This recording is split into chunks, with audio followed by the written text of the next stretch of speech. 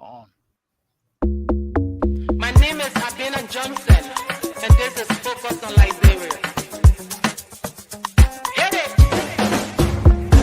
From Cape Mount to Cape Palmer, Mount Nimba to Atlantic Ocean, Obomi Hills to Pocondre, to educate, elevate, and promote.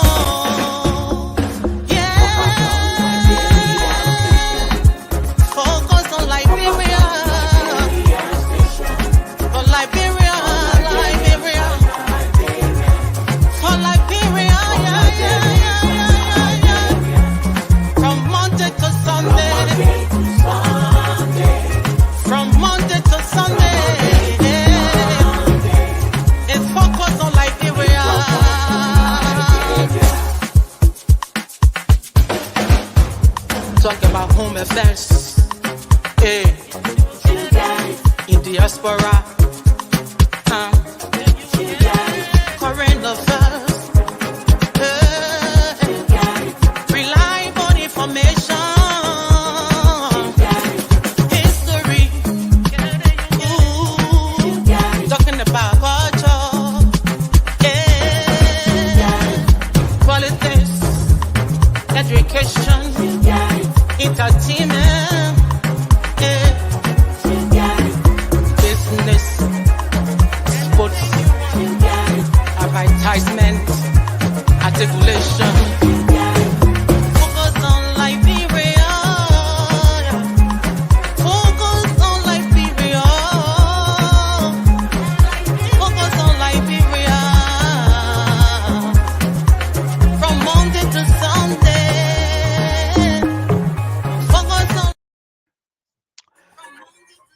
Welcome, ladies and gentlemen, to another session of Focus on Liberia. I am your co-host here, Gabriel Carter, in the studio with Jimmy. And we have in the studio with us today again, Sam Jackson. Today is going to be a very interesting discussion. This is, something we planned, I think, about a week ago. And we want to talk about the central bank and how, the central bank can be used to create jobs within the economy, how the central bank, with tools within their arsenal, even though they're limited, can be leveraged to not only strengthen the financial sector, but also subsequently by strengthening the financial sector, also create assets that allow this financial sector or the banks, the commercial banks or savings and loans and institution to be able to give access to capital for entrepreneurs and businesses to create jobs in the economy. So today we're going to have hopefully a lengthy discussion, maybe 2 hours or so. So wherever you are, please join us, share, bring your comments and perspective. I know initially when I shared the show, a lot of people had a little bit of feedback in terms of because they didn't understand how the central bank can be that important. But I don't like arguing on Facebook. So please come on here if you would like to be part of the conversation, and let's give you a good perspective in terms of how that can be done. And I have no other group of people to have that discussion with than Samuel Jackson and Jimmy Eastman. Guys, thank you for joining. Sam, I know you're back and forth across continent. I don't know what part of the world you are right now, but thank you for taking the time to join us. And Jimmy, welcome. Sam. Yeah. Well, thank you very much, Jimmy and Gabriel. No, I'm in Henry County, in which is south of Atlanta, in a little town where it used to be a little town. You don't have But to like every necessarily tell us where suburb. you are. Just, yeah, No. I think that's important because I mean, I have my friends and family. No, I mean, I'm in McDonough, Georgia, and yeah, this is where I am, and I'm resting comfortably here, and yeah, just to say hi to everybody. Yeah. yeah. Perfect. Jimmy. Hey, good topic, especially now. Hopefully, members of the government and others can glean something from this discussion, that we can all take away something so that we may make our contribution. And particularly I'm really want to see Mr. Jackson's view on interest rate management, because reading up that the central bank adjusts interest rates to control inflation, to stimulate economic activity, etc. But we find that the interest rates, at least for to private lenders, they say is very, very high in Liberia. So I'm keen to hear what Sam's opinion will be with respect to interest rate and how the central bank can play a pivotal role in stimulating or stabilizing the economy there, and other Yeah, things as well. Mhm. yeah, yeah. Thank you. I think that is, there's that and slew of other things. Like you said, interest rate, the reserve ratio. You can even look at it from a regulatory standpoint. How we regulate the commercial banks can determines, how they engage in their risk appetite in terms of how they expand from Monrovia to those other county. It all depends, what type of risk they're willing to take, or what type of freedom they're giving as well, or what type of incentives. As I said, all of those things are within the toolkit of the central bank in Liberia. I mean, yes, to a level they're limited, but those are the conversation we're here to have. But without going too much ahead of myself, Sam, could you maybe just give us a introductory overview of what the role of a central bank is, or what do central banks do in general, not specifically the one in Liberia, but in general? Okay, okay, really, look, the textbook definition of a central bank Right. is to provide stability. I Mhm. mean, macroeconomic stability. And Right. one of the ways that we do that is to protect the value of the currency. Okay, Right. that the currency doesn't appreciate too fast or doesn't depreciate too fast. So macroeconomic stability. I mean, money instruments have to be protected. That is that is where we protect our wealth. Our wealth is Mhm. reflected in money and money instruments, right? So Mhm. if you protect the value, which is money is a store of value, the central bank has to protect the wealth of the country by Mhm. maintaining the value of the currency. Okay, so the central banks have a lot of policy instruments to use. Okay, um, one of the most common is what we call the reserve ratio. Okay, the Mhm. reserve ratio serves one basic purpose. Okay, that is to ensure that people who put money in the bank, the reason why people put money in the bank, there are three reasons why people put money in the bank, right? The Mhm. first Mhm. thing is safety, right? The second thing is liquidity, right? Yep. Liquidity means you need ready access to your money. Yep. The safety aspect, you don't keep your money at home and people will steal it. Okay.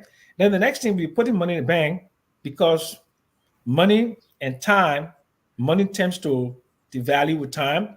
You need to have Mhm. some compensation. So you use savings, right? Or investments to Yep. show you have income. So those are the three things. So that's basically safety, liquidity, and income. So Mhm. the central bank is also a regulator, okay, of the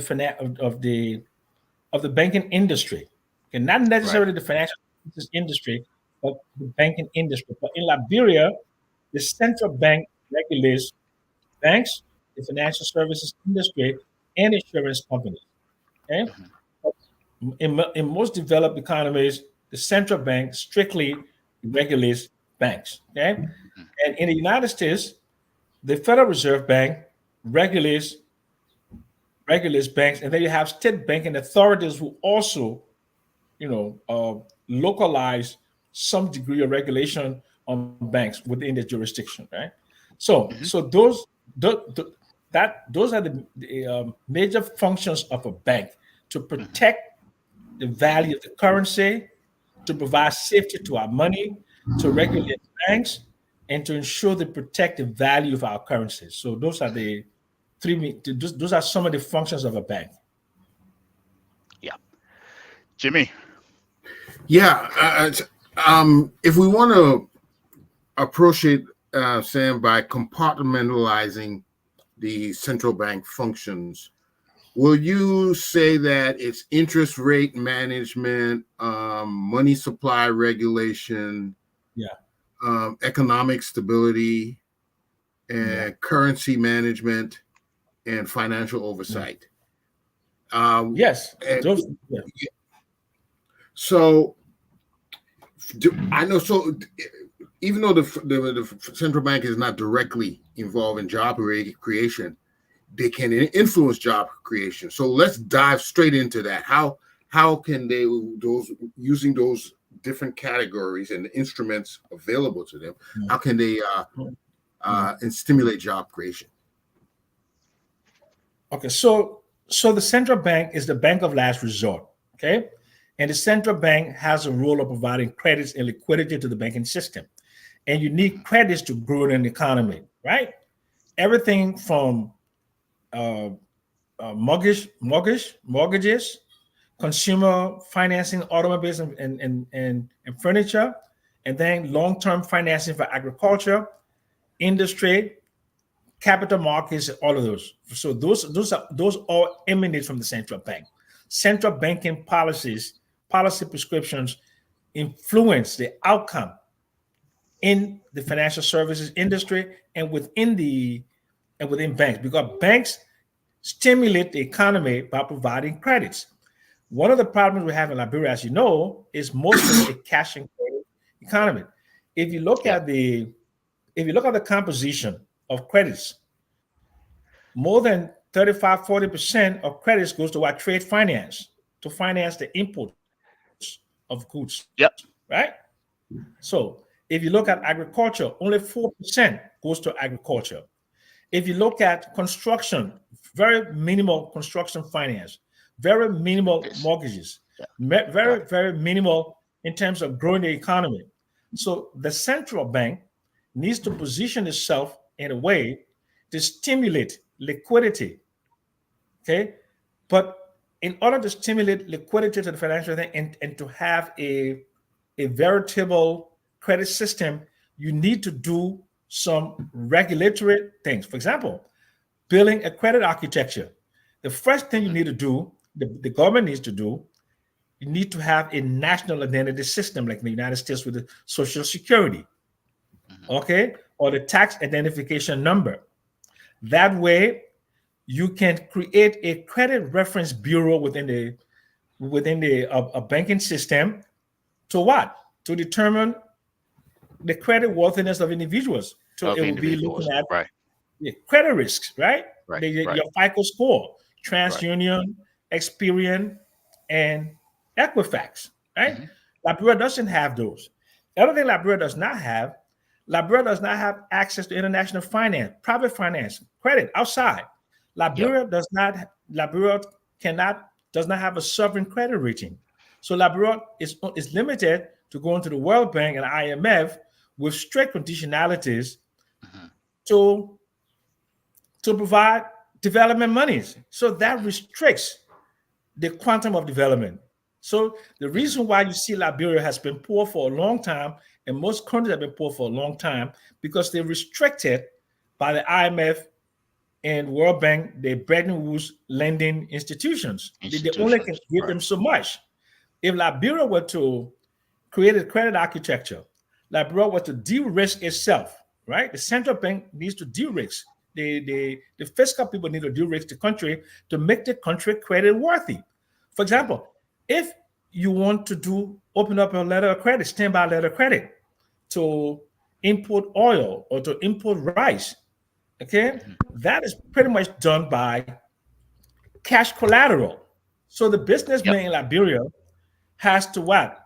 Deposit 100% of the money in the bank in Liberia, and then when the letter of credit is open, the correspondent bank in the United States or Europe or what have you will go ahead and just hypothecate the bank balance of the correspondent bank in Liberia, That's right? trade finance. Right. That was trade finance.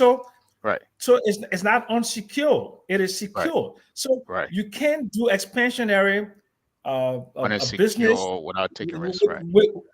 with collateralized credit. You can't Right. do that. And all of the other things that we do in developed countries like inventory financing, factoring, all of those things that you Account can't do receivables, right, 100% collateral. That's Right. just thing. right, Like, right, I mean, the major thing we do in the West, which is 100% sometimes collateralized, is your mortgage, which is right, guaranteed Right. by the house. But right. the rest of the credit is consumer credit. Hmm. I mean, billions and billions of dollars in consumer credit. I mean, to finance, because the whole idea is to live now and pay later. That's how you stimulate economic growth in any economy. But Hmm. Liberian economy is a cash and carry economy, Right. and a cash and carry economy has limitations in its growth potential. Mr. Yeah, Jackson, I think we're onto something here because you're showing the difference between an African or Liberian economy and that of a Western. So now to become that, get that credit worthiness, that that ability to attract loans from any private investor. What are the things we need to start putting in place? We need to start doing to get that worthiness so that we may be able to attract the kind of loans and investment that we actually need to expand our economy. So that's why I say you have to build the financial architecture. Eh? It Mm, means Liberia has to do the fundamental things, right? Number one, I told you, a national the identity credit system. system. Yeah, Yeah, a national identity system. Every okay. borrower has to be identified by a unique Yeah, identification number. national identity system. Got you. Exactly. Ghana does that. And let me just correct you. I'm not comparing Liberia to the United States. I'm comparing Liberia to African countries that have access to private finance capital, like Ghana. Ghana yeah. has a capital market. Ghana has a bond market. South Africa, in Mauritius and Hmm. Botswana, those countries have built the financial architecture to attract credit, foreign credit, and they have a thriving banking and financial services center to stimulate economic growth development. So, because ultimately, I mean, the proof is in the pudding of how much money can a country attract to stimulate economic growth and development, not just uh, foreign direct investment, but in terms of borrowing. You need to Right, borrow to build infrastructure. You need right. to borrow to build roads. You need to borrow to improve electricity access. You need to borrow to do many things that Liberia does not have the Have the capacity to capacity raise the to money do. from revenues. You can't just depend upon revenues to grow an economy. That's Yeah, why the Fed does what? Issue T the bills, borrow issue issue T T bills. bonds, right? And then cities, municipal bonds, municipalities, Yeah, states have bonds to finance their growth. Liberia does not have that capacity. Liberia doesn't have Right. that structure, and yeah. Liberia needs to develop that structure. Yeah. So that Okay, first thing is before the financial let me infrastructure. What's the right. next thing? Let me welcome Percy. Percy, thank you for Okay. joining us. You Percy. jumping in the I need middle to of take this the call, guy. I need to take this yeah, yeah, call. go ahead. Yeah, yeah. Put yourself on mute before you take it, before we hear your conversation. Percy, thank you for joining us. We're in the middle of I know I you you and I playing the show here. I don't know why you come to the party late, showing up to the party I, late. for- But I forgot my thank you for joining us. We're exactly what we talked about last week. We're looking at the role the central bank can play in terms of creating jobs or influencing the financial institution subsequently, either through regulation, credit, monitoring, reserve ratio, interest rate management to help create jobs in the labor market. So this is what we're talking about today, and I think Sam just laid out some of the foundational things that need to happen for that to be a fruitful policy pursuit for the central bank. So I would like to hear your ideas on that in terms of what needs to happen before that fluidity can take place in Liberia. fluidity in terms of what aspect of the central bank we're talking about now, because there are different aspects we're talking about. Fluidity in terms of the overall credit situation in the Yeah. country. So what I think Sam just laid the foundation in terms of what needs to happen. like he talks about the credit architecture, and I think you mentioned that sometime last week that everybody needs to have an identity, Yeah, right? yeah, He and I think talks about I met Semi. I think I met Mr. Jackson. I call him Semi J. right, I met Mr. Jackson laying off those premise that I probably touched on last week, but he only right. I don't know if he extended that also to assets because we're not the That's basic and you bare can take it bones from there and add it the on there, right? basic bare bones of a system is not just identifying the individuals. You identify Right. the individuals, but then you also want to identify what the individuals owns, right? So you have to identify. So when you find the individual, you have to identify them. But this is their house, so Mhm. you have to identify assets also. So you need a there's a whole bare bone structure here. We have to lay down first before we start So you're talking. looking at the address as well. Yeah, we have to Right. have addresses. We have to have asset identification also, not just the asset, the address, but identifying the asset and who So owning a the asset. collateral system. We have to have that. Okay. That's the Yeah. baseline for So everything. So I think when you I think you're making a good point here. We first said we needed identification, but if you're saying coupled with that to that identification is your wealth and your what you own, collateral, the like what you property. own, yeah, You have to also bring you have to identify that that. data into the equation as well. Yes. Yeah. So when you look at Liberia as a country, right, we tend to start a conversation way ahead. If you look at Liberia as a country, it's a very uneven country from the very beginning. The people that And it became stays that way. successful and led Liberia were people that owned wealth, that had assets, or that Right. came with capital, right? It was not Right. a mistake that you had the Joseph Jenkins Roberts of the world, the Stephen Bensons of the world. Yeah. The EJ These guys Roy's were them. not just they were not just fortunate more than the other people that came to Liberia. Like I said, these guys had assets and they had capital to launch themselves, and through like having economic power, they grab political power in the process also. So it's not so when we start this conversation, we have to lay the basis for how the country came to be before we even launch into monetary affairs, right? Liberia is a very uneven country on so many levels, but least most of all is an uneven country in terms of capital, credit, and wealth, right? Those things, the country is highly disproportionately in unequal when it comes to those things. And it's not by any kind of mistakes, right? It's because of the system that we have. We haven't touched the system since 1847. Everything we do about the system is cosmetic, right? Everybody come here and talk about it, but since 1847, the system that was laid, nobody have went back and said, let's re-examine the thing. Does certain things now looking right here. Why the country keep going this way and why it keep going that way. I listened to him talking about the attraction of foreign. That conversation again, we had that thing here with me, you, and Jimmy, and I was part of the conversation with there was two schools of thought in Liberia, right? One group of thoughts, one group of people say, listen, let's build this country for Liberians. Let it be Liberian oriented. It will take us a long time, but let's get Liberia into the fold, right? Let's see how this thing is gonna go. Some people say that thing is long.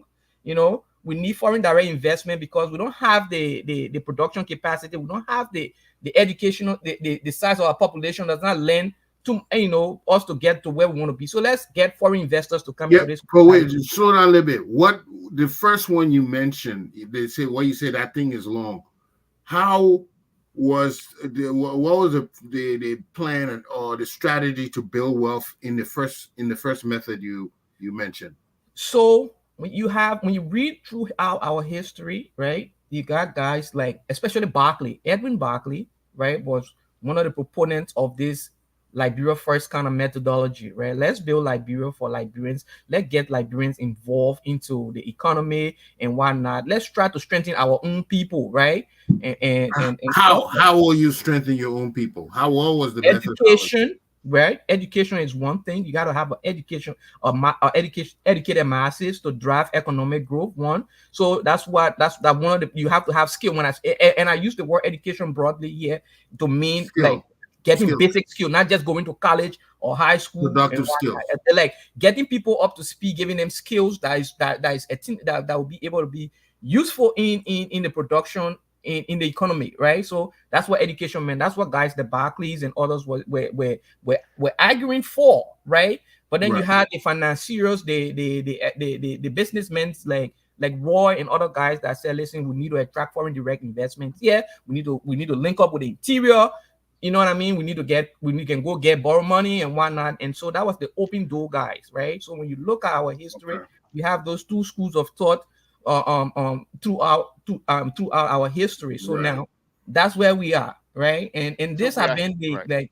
the back and forth movement throughout Liberia Right. history, right? But yeah, So one thing that people argue for, right. let's Let, now the people who say more borrow foreignly, they are all been our leaders, right? And let, that's let, why let, it's let, about let bring Mr. Jackson up to speed. So Mr. Jackson, Percy was just telling us that there were two basic schools of thought. One looked at capacity development of Liberians to build wealth, and the other was we wanted to seek international foreign direct investment or other investors to come in and build up the economy. That's where we just left, right? yeah, Pretty much it. pretty much. You So you're Okay. muted, muted. Mr. Jackson.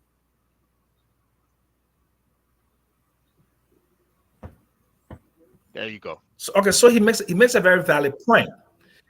Liberia has something we call the very low absorptive capacity, right?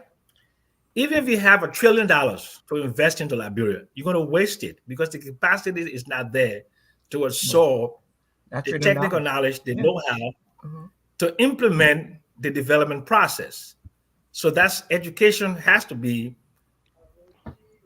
uh, the prime Do, mover I, I in, in, I in tend our, to in our disagree development. with both of you guys, but I want you guys to expand on that. What you mean by that? That do Okay, you Okay. mean so so from so a return? Do you mean from? Do you guys mean from a return perspective or from a productive capacity standpoint? Because there's two factors, both, right? yeah, If you yes, say okay, you okay, let me land. If you say you're putting, let's say 1 million into Liberia, right, and you won't get the return, like even let's say 500 million, right, into Liberia, from a return standpoint, like an investment vehicle standpoint, you will be able to make that money. But if you say, let's say you're investing it in a human development, you're doing it solely based on the human development capacity, there is not that human development capacity. We don't have that, right?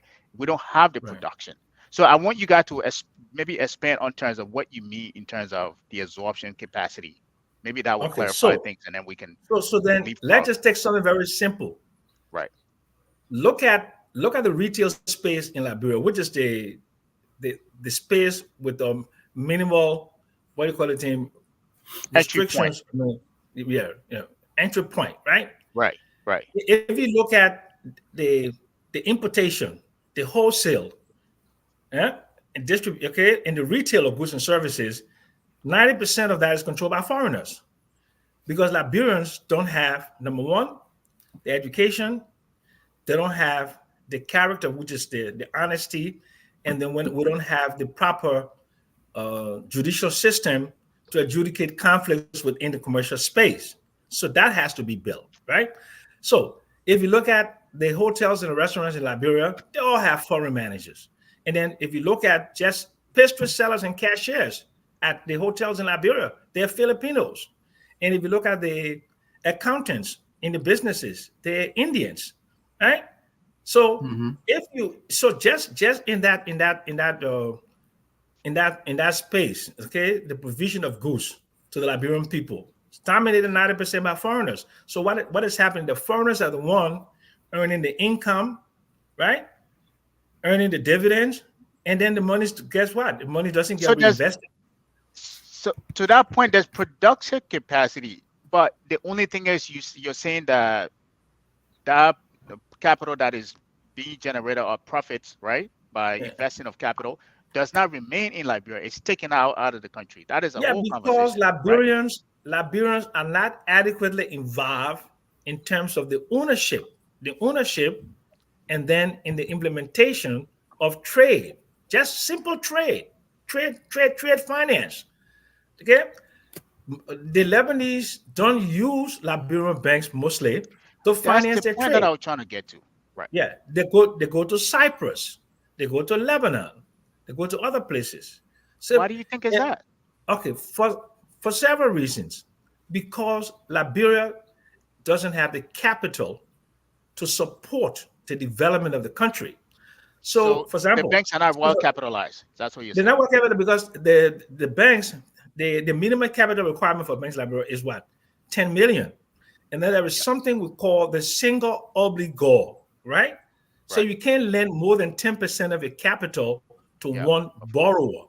So Yeah. that means that any business in Liberia, you're limited to borrow only $1 million, which is a drop in the bucket that is required for development.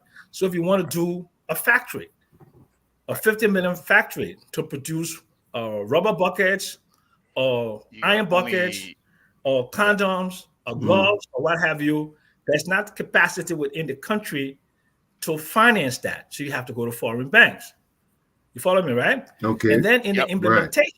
implementation of that, you don't have Liberian production production engineers. You don't have structural engineers. You don't have people like accountants, human resource management specialists. And then if you go to the specific sector, again, hospitality and restaurants and hotels, Liberians, there's no schools in Liberia to train restaurant managers. There are no schools in Liberia to or train chefs. There are no schools in Liberia to train good accountants. So So here's my so question, so Jimmy. So, so I that's the want to. I want to. capacity. I You're want to. still talking about capacity, right? Yeah, Yeah. capacity. So you have so if the impression is right, you have to build that foundation by improving the human capacity. And So Liberia has here. one of the lowest human capital development in the world. So Sam, I Yeah. absolutely agree with you in terms of when you said the. I've argued this with people in my own party as well, the ANC. They came up to me and told me that, hey, the banks in Liberia are well capitalized. I have a whole. I can write a whole dissertation on that, why we're not well capitalized. So I agree with you that you're admitted to that. But here is also, which is, this brings us to the discussion here. So you know that the banks, I know that you know that the banks, and I think everyone's here know that the banks in Liberia are not well capitalized. And the topic, the soup de jour or topic de jour is the central banks, right? Meaning that knowing what you know, knowing what all of us know, that these banks are not capitalized and their one obligor is up to $1 million, right? Because of the capital reserve, I mean the capital requirement, which is 10 million. How, my question to all of you, how does the central bank, knowing that, can expand that? What policy, monetary policy, can we use to expand that? To give those commercial banks or savings institutions and other financial intermediaries the ability to expand beyond that. That is my question to you. I think I have a point to make on that, but I want to hear you guys' thoughts on that side before I make my points on that of how that can happen. So let me chime in. I can let Mr. Okay, Jackson and so let others. so let person go ahead. So if you are a bank, right, and it comes down to this thing, what Mr. Jackson just enumerated are all symptomatics of the problem that we have here, right? Right, right. But if you are a bank, Mr. Jackson have assets, right? He was he's one of the few lucky people. But let's go to my grandmom or grandpa sitting somewhere in the interior, right? Hmm. They're sitting on land. Hmm. That land is an asset, right? Thank How you. do you monetize that land? The problem here is the bank cannot give a loan to my to my grandpa because one, you can't identify the man, two, you can't identify his assets and why not. So he just there, so he's gonna die in poverty at the end of the day. Meanwhile, if we had a system wherein we could identify people, identify the assets, my grandpa could go to the bank and say, hey, I got it laying here. Come appraise it. Give me a fraction of what you think it is. I need to start a business. Right. This is what we do in the States here. Right. Yep. They say your house is the biggest investment you ever make. Yeah. Right. Yeah. So you buy a house, nothing different from what I know now, working with all these rich people. Like what I know, they're not special, they're not different. All they do is they use their assets to monetize their asset, and they do what they need to do. Right. So Yep. you take your asset, you go to the bank say, yeah, the asset is worth $10,000, but we can give you, okay, you say I want 5,000, okay, I'll give you the $5,000, and your house is on the line for the collateral. You take that money, you invest it for better or for worse, you build something else, and that's it, right? From a bank, if you're a bank, that's what you want. That's the kind of system we want to open up the system so that our people can have access to credit, right? The Right. bank will not Right. just the bank. You can leave this on our own banking and central bank, right? The government has a part to play here first. Like the bare bone, we have to lay the bare minimum things needs to be laid out to identify who we have here. You know, what are they? Are they a Liberian? Are they foreigner? What kind of work they're doing here? All those things needs to be figured out so that you can have the situation. It pains me, it hurts me that Mr. Jackson talking about this, but every day I go to bed because I live in Ghana, I live in Guinea, I live in the Ivory Coast. Probably you probably live there. You don't see these things that happens in our country with these foreigners readily, especially to the extent to which it happened in Liberia, right? And a part of the reason is that we have left this to a laissez-faire approach, right? That do as you wish, and Yeah. whenever time comes, and nobody's paying attention to that part. And you cannot, Liberia will never be built by foreigners. These guys get the money, they're going to send it out, right? You can only build Liberia by empowering Liberia, and that's part of the empowerment. You have to identify. Then, when you identify, then you do the exhaustive capacity that Mr. Jackson was talking about. Get Yeah. people trained in the economy. Look at the kind of low-hanging fruit we have. Hospitality. We don't even have a school. Me and Mr. Jackson went to a school. I graduated, matter of fact, from a school called Johnson and Wales, and they knew you will not know that they have accounting school. The thing that they are well known for is their Is the culinary. culinary. Yeah. Anybody can tell you you graduated from Johnson and Wales, oh, you did culinary. I'm like, no, they have a very vibrant accounting program and Accountant. finance Yeah. program there. Yeah. You know what I mean? But the culinary is what they're known for. The kind of low-hanging fruits we have in the country. Liberian, we can cook already. We already have the skill. You need to put people in a position where they know how to make these things out of business. Yeah. Right? Yeah. Sam. Yeah. So in other words, it's fundamental that we have that system put in place before we can even G It's no very all, as the old fundamental. people used to say. Before you do anything, Fundamental. Okay. you have to Sam, let me identify hear. who is a Liberian Right. and what Okay, they're doing, so- all those stuff. Okay. Sam, so, let me hear your thought before I Okay, make So, mine. Mr. Jackson, before let me just ask Mr. Jackson. Mr. Jackson, the only reason I'm asking you this question is because you've been near government. I've some of us have been taking an off standoff approach. What is the lack? What is the lacking that tell today all the brainy people that have been in? Why haven't we not even established a national identity and a national asset database? well, I mean, no offense, but we are sloven, we are trifling, and we don't bring our best to the table. But look, President brought in a very important thing. There's a guy called Hernando de Soto, right? Why capitalism works in the West and doesn't work very well in developing countries. And it's about property rights. In the United States Thank you. and other Yep. countries, Thank you. the Yeah. property rights, the rights to property, the ownership of properties, the valuation of properties, the use of properties, right, as collateral, and the secondary market. We don't have a secondary real estate market in Liberia. In America, here, you got Zillow, you got Redfin, you got all of that. You can go and put my address, any address in the United States, into Zillow. Tell you how It much will it's tell worth. you what Yeah. the approximate market value of the house is right And away. how Yep. much It will equity you tell you probably have the in your last time home. that house. Yeah. Yeah. It will tell you the last time the property was sold, Yep. how much it was sold for, right? Like, I Yep. mean, if you just go to the properties I've owned here, it will tell you when I bought it and how much I sold it for, and what the current market value is, because that is what people use to access private capital to grow businesses. Your home equity Right. line of credit. You use your home equity lines of credit for a myriad of purposes. You can do you can open a business with a home equity line of credit. Mhm. You can use home equity Yep. to buy Mhm. other properties to grow your real estate investment. Like I do, I'm a property developer, so you use equity.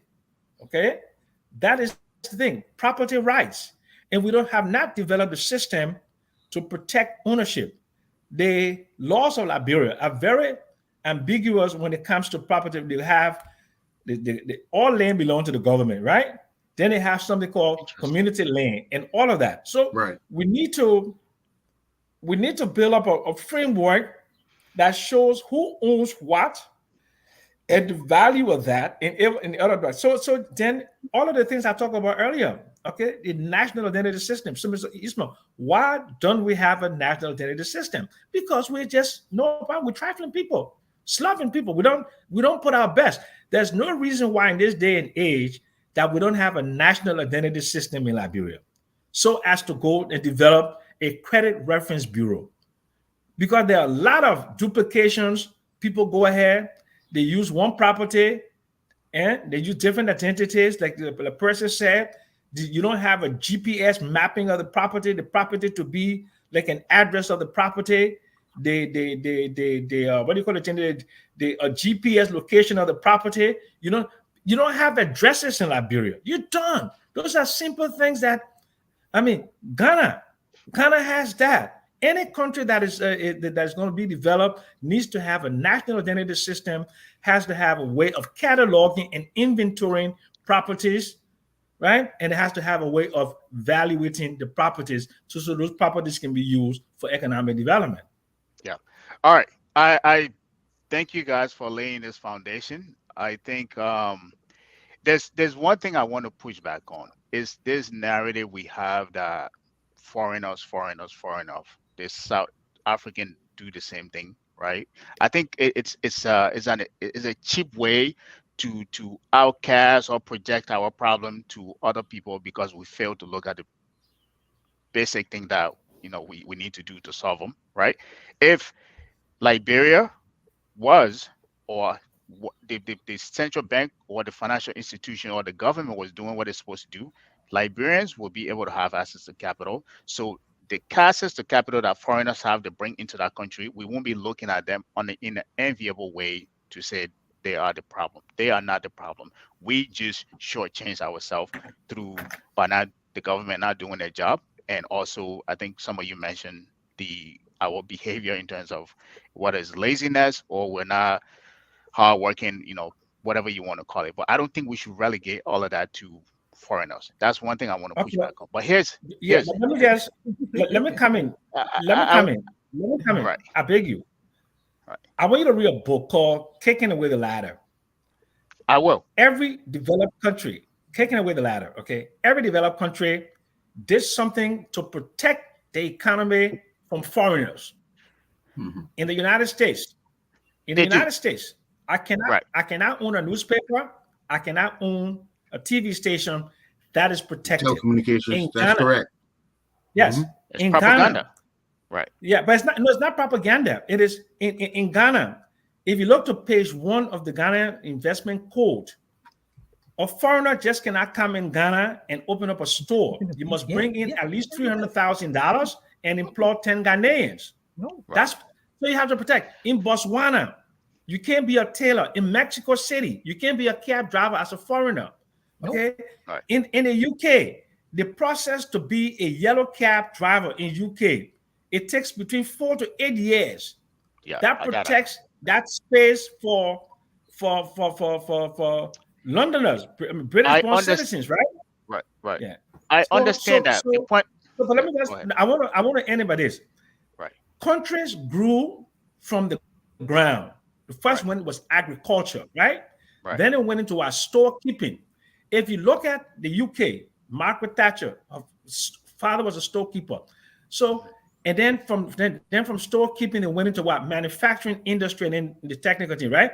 But Liberia Mhm. has not had that growth along Trajectory. those Right. things to Right. establish the wealth along all of the chain of development. Right. So Liberia was just country that was slapped together, and that is where we are. So it's so don't dismiss the I'm fact that we don't protect Liberian businesses is a problem. It's a I know serious it. problem. Okay, so I don't want us to make it seem as if. Let me say that, and then I'll make the point that I want to make. Right. I don't want us to make it seem that that is the end all be all of all problem because of that's yes there is problem, but we should look at our own challenges first as well, like you just highlighted.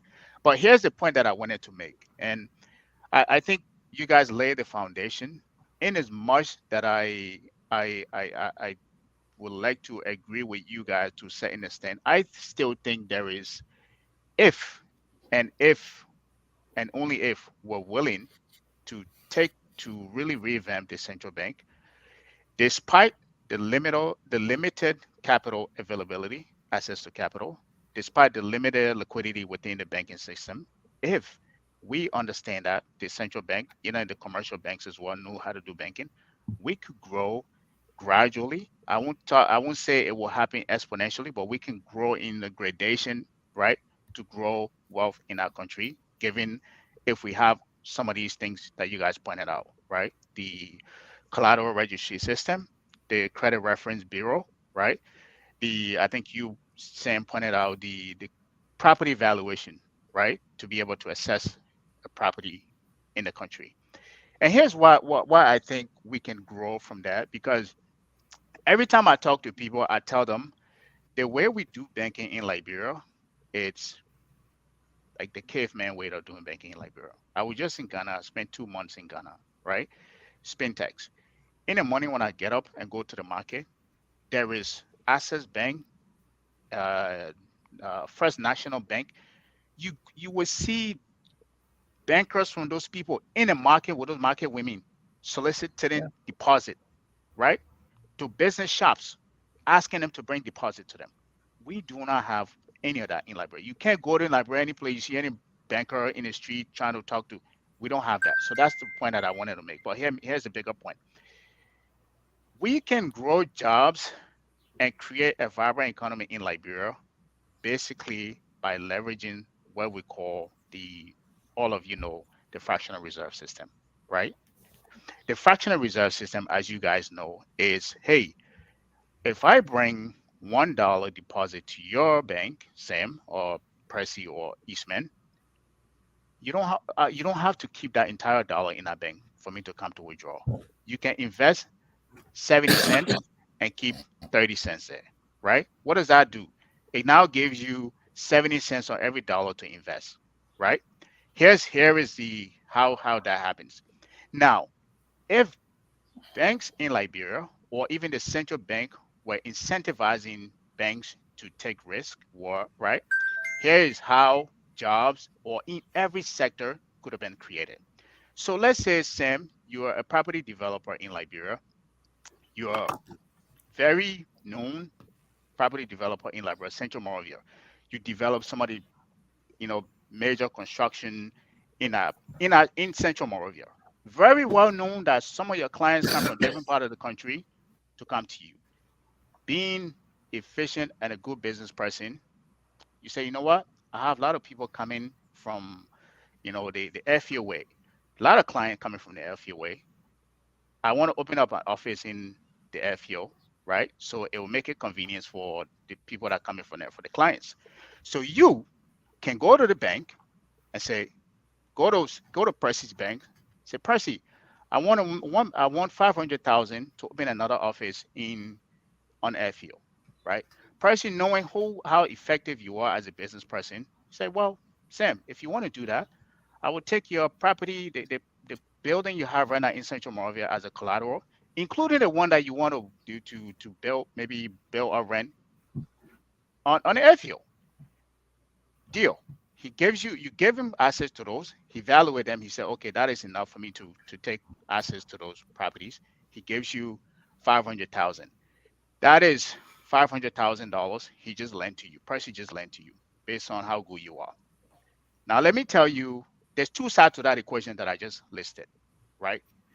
That is 500,000 that never existed in the economy that we just created, right? Money that never existed in the economy just by that agreement, loan agreement that you guys signed. That money that we just created in the economy that never existed, right? Now let's look at the other side of the equation. So Percy borrowed that 500,000 from the central bank at 5%, right? And he lent it to you at the current going rate at 12%. Percy just made 7% spread on that money. So even if he's exposed to you for let's say 5 years or 10 years, that's 7% spread he just made. That's profit, right? Now let me tell you on the other side of the equation, what just happened on your end.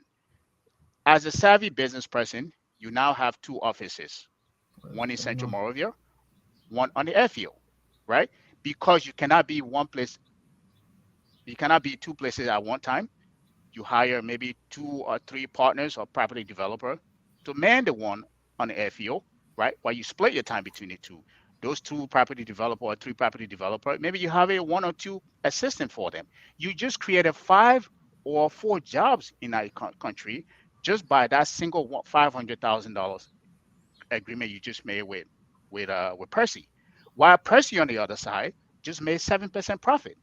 And as much as you continue to grow, he continue to make that 7% profit. And if you, based on how efficient you are, if you decide to open an office in another area, Percy will be happy to lend to you, right? This is how, from a fundamental standpoint, even as we are right now, we can create jobs in the economy, expand our monetary supply because, you know, by through the fraction, what I call fractional reserve system, which all of you guys know, right? But the problem here, which I think all of us, and is the bane of my existence every time I look at what is happening in the country, is one, the inefficiency in banking, two, the inefficiency with the central bank, three, the lack of, or maybe expansion of what we call collateral capitalization. Banks are not you cannot they're not capitalized enough, right? And they're not thinking outside of that box. They're not looking at banking or financial services or institution to be able to look at the economy like that. This is how important it is to understand banking from the fundamental, from the central bank, and also bring it down to the commercial bank and how it plays out in the rest of the economy. So I do agree with you guys, but I think there are still pockets of opportunity that we can still explore. So I just wanted to So make that point. just look at the banks. What your premise is, it presupposes that the banks have the capacity, right, in the how you call it, the real estate market, right? So the banks in Liberia are bare bones. They're not that sophisticated, right? Go look at their books, right? They don't have so where we live and where me and you live and have worked, right? You have these banks. They have segments that are dedicated to this thing. They have a real estate line of businesses that are fully staffed, that are doing the research. And, so if you go and say, yeah, we give Mr. Jackson a loan, that presupposes that we have already studied Mr. Jackson's business. We know Mr. Jackson is going to be profitable, and he's going to be having return based on the real estate market or the projection on the real estate market. All those analysis, the analytical work that goes into that, my brother, it exists in our country, Gabby. So let's take it one step at a time. Let's start one at a time. I know where you're going. I totally agree with where you are. It's just that that's not where Liberia is. It's almost like you're saying A, B, C, U to K, and Liberia is still to A, right? So we have to go to B, C, D before we get all the way to K again. You know what I mean? The banks down there, they're not that sophisticated, and that's part of the capacity building that this conversation is about. That we talk about, me, you, and Mr. Jackson. We keep stressing. You have to build the capacity of Liberians, or else you're going to have these foreigners, and we don't have the capacity. So foreigners will come in and fill those voids that we have left. That's what I'm saying. So yes, true, all those things didn't have to happen, but bare bones, the nuts and bolts issue that we have to deal with: identification, asset identification, collateral identification. Then we move into like our institution, the way the central bank is set up right now, right?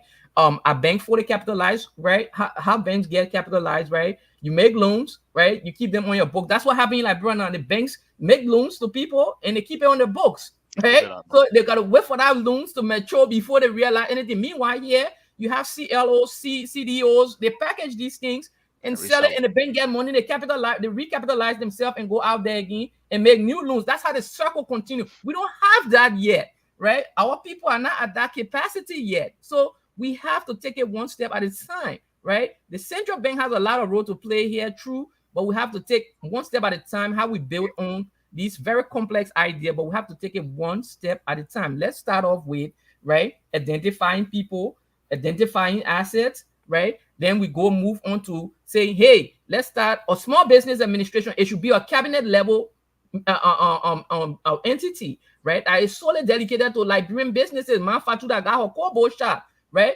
Manfatu, can we get Manfatu or loan? What does Manfatu have that we can get a loan to start a kobo shop business, or maybe send Manfatu or open or culinary school, maybe to send Manfatu the next generation of Manfatu store, right? So that they can have the capacity to not just know how to cook, but to know the business side of things, right? So that they got to know that, okay, this is not just me, I'm just cooking to fill people's bellies. I'm running a business here. Maybe in the future, Manfatu can go into a chain, right? Like a franchise chain, right? So how do we build on these complex things, right? That's That's where we have to. That's where that's where we have to take this thing one time at a time, what, right? And I agree with So you, Gabby. I don't say yeah, I know that where you're coming from. That's true. but We can we explain got to put the it that way, infrastructure in but place.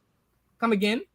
We got to put the And we got to infrastructure put. in We place. do That's have a it. collateral registry The system. system. You guys know that, right? We do have a collateral Yeah. registry system. Yeah, but we don't. Okay, so we have a land registry, right? We have a land registry, How but the effective is land. that? There? So the land registry or the land authority does not have the technical know-how to develop and identify the land so that for quick ready access to the public to make lending decisions. So you can say we have a collateral register system when the system is not operational to the point where it can be used, where it has any practical value for anyone. The only Right. practical But value we have is this for like is a system that the cent what is it? Is that the UNDP helped built with the central bank, right? And banks are currently using Those it. At things are least silo. from that's what I heard, yeah. right? It was being developed, but I think I heard it just That's fell on the silo. Like wayside the again, entire right? Liberian government, the system, they don't talk to one another that it's supposed to. Everybody working Exactly. their own It is silo. not integrated. The technical knowledge is not there, and it Yeah. has limited functionality. Limited functionality. Yeah, let's And welcome 1 minute. Let's welcome Thomas kind of. Thomas, you joined us kind of late. We're glad you're around. Well, we're talking about how the central bank can stimulate job creation in the economy, and we reached the point where we there's certain infrastructure we don't have in place, and it's fundamental. In other words, we can't move until we get there. But why I've asked Mr. Jackson why these fundamental things that you have to put in place, why are we not putting them in place? Why are we And doing things why were other countries able to do that and we're not able to do that? exactly? They're not right next door. And this is what because it boils down to. Is I it can is answer it that question, because but let Mr. Jackson go ahead. we, look, we hate our country? We don't love because the Liberia? Is it political because Yes, we everything is prone politics in to Liberia. doing things unprofessionally, yes, or those who are in control, who have the power, do not want to implement these things. They don't care about these things. So that is one that's why we're not reason. going nowhere. That's one reason. But if you look at the political economy through the history of your country, it's been geared to what? Protecting and supporting the elite in power. It's economic apartheid. Okay, and before 1980, it was based on ethnicity. Now it's not based on ethnicity; it's based upon a clique. Okay, they may belong to tribal groups, but they still have this incestuous relationship with the political and social elites. The same people making decisions for the vast majority of the people who are typically smarter than they are. But because they understand how to manipulate the politics, how to appeal to the The emotions. for lack of a better word, the Olympians in the country, so they rise to a high level, they control the political economy, and they make all the decisions on behalf of smart people like us. Smart people like us have never run Liberia before. Never. You've never seen really smart people, Western educated people, people with jobs that got jobs through competition. Like 300 people apply, you apply, they shortlist you three or four. There's not 10 people in that current government or the government before and the government before that participated in private sector competitive process to get where they are. None of them, most of them. So until you get the best and the brightest, will not build the capacity and will not build the infrastructure and the architecture necessary. That's spur development. Ghana, how does Ghana do it? How does Ghana have so many millionaires? How is St. Jonah worth 500, $600 million? Okay. Right. How's the Ghanaian stock exchange working? Where has the National Security Institute or whatever, the Social Security thing there, how are they making all those investments in real estate and agriculture and so forth? Because they have the people with the expertise, the people And then the expertise must be matched with nationalism and patriotism and love for your people. Those are all intangibles that contribute to development. A Right. national spirit of development. We have not developed that yet. And until we Let me develop that, bring let yeah. me bring Thomas in. Thomas, Um, let's bring you in the conversation. very good discussion. You know, for many years, I've listened to Mr. Jackson talk about Liberia not having a sovereign credit rating. So I think a couple of weeks ago, we were in Washington, no, we're in New York, and we had this visit to Moody's. And the vice president for Moody's did a presentation on what their business model is, how many countries they are present in, and out of 180 countries, I think he said they are present in 100 like 40 or 60 countries. Yes. So I was very particular because I always had this thing in mind. Almost since the Civil War ended, he has been talking about this credit rating. So I asked the vice president, we have 180 countries. You do credit rating in couple in around Just over 160 100. of them. Right. What is it that the other countries that you are not doing credit rating in need to do for you to actually do credit rating for them? And his response was that they don't have to do something like specifically focused on what the credit rating agencies are doing, like to apply for them to have a national credit rating, is to have a domestic credit market. Yes. He said when you Yes. have a domestic credit market and you have local Yes. governments, for instance, issuing bonds and all of that, then Yes. the investors will come to us and say, this local government in Liberia wants to credit money for this purpose. Do you trust them? Can I give them money? So if you have a domestic credit market, then the credit rating agencies will come in, and eventually you will build on that building block to get to a national credit rating. The Hmm. issue of Greece, for instance, when they had this whole debt crisis around 2010, now they are very close to investment credit rating. And everybody is waiting to see. Once they get the investment credit rating, then investors will go back in. But I think it goes back to the point we are all making on how we build this country from independence. We're talking about assets. At the beginning of independence, what was the asset that people had besides those that came from outside and carry or capital in the country? It was land, right? Mhm. That was the economic asset that people had. But then the government took all of the land and said, all of you guys are squatters. The government owned all of the land. Since 1847, only 2018, we passed a Land Rights Act that even recognized the right of customary communities to land. Since the land authority was established, we are going through this land formalization process. The critical piece there is customary survey, which is extremely expensive. Only the donor partners are helping us with that. So if those building blocks are not there, we're not going to have a credit market, and we are just going to go through this cycle again. And for me, the point is that after 20 years, our democratic credentials are increasing. This is now the time to do the heavy lifting on the economic side so that we can really be able to move forward. Property registration, we don't have a national address system and all of that. It becomes a bit of a problem. And then the other thing I wanted to contribute in all of this is the issue of trust. Even if you capitalize the central bank, there is money flowing all around. The central bank throw out these T bills and all of that. If people overall don't trust the government, it will be difficult for people to Or do each other. business with Right. our here or each other with our financial system. The legal system, if it is not strengthened, we have a problem. But I think this is a very good contribution because I mean the central bank doesn't really feature in all of the economic discussions we have. When there is growth, everybody is turning to the finance ministry. And we have a central bank that will actually be promoting the process. So Busho, I just wanted to join so that I could lend my conversation to it. And the government also can benefit from a domestic credit market in the sense that when the government is having a short-term or cash difficulties, it can go to the credit market and get money from there.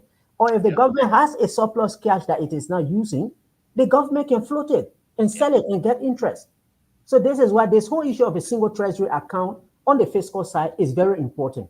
Yep. So I think this is something that we need to be having now so that the next 6 years we don't come back to talking about this.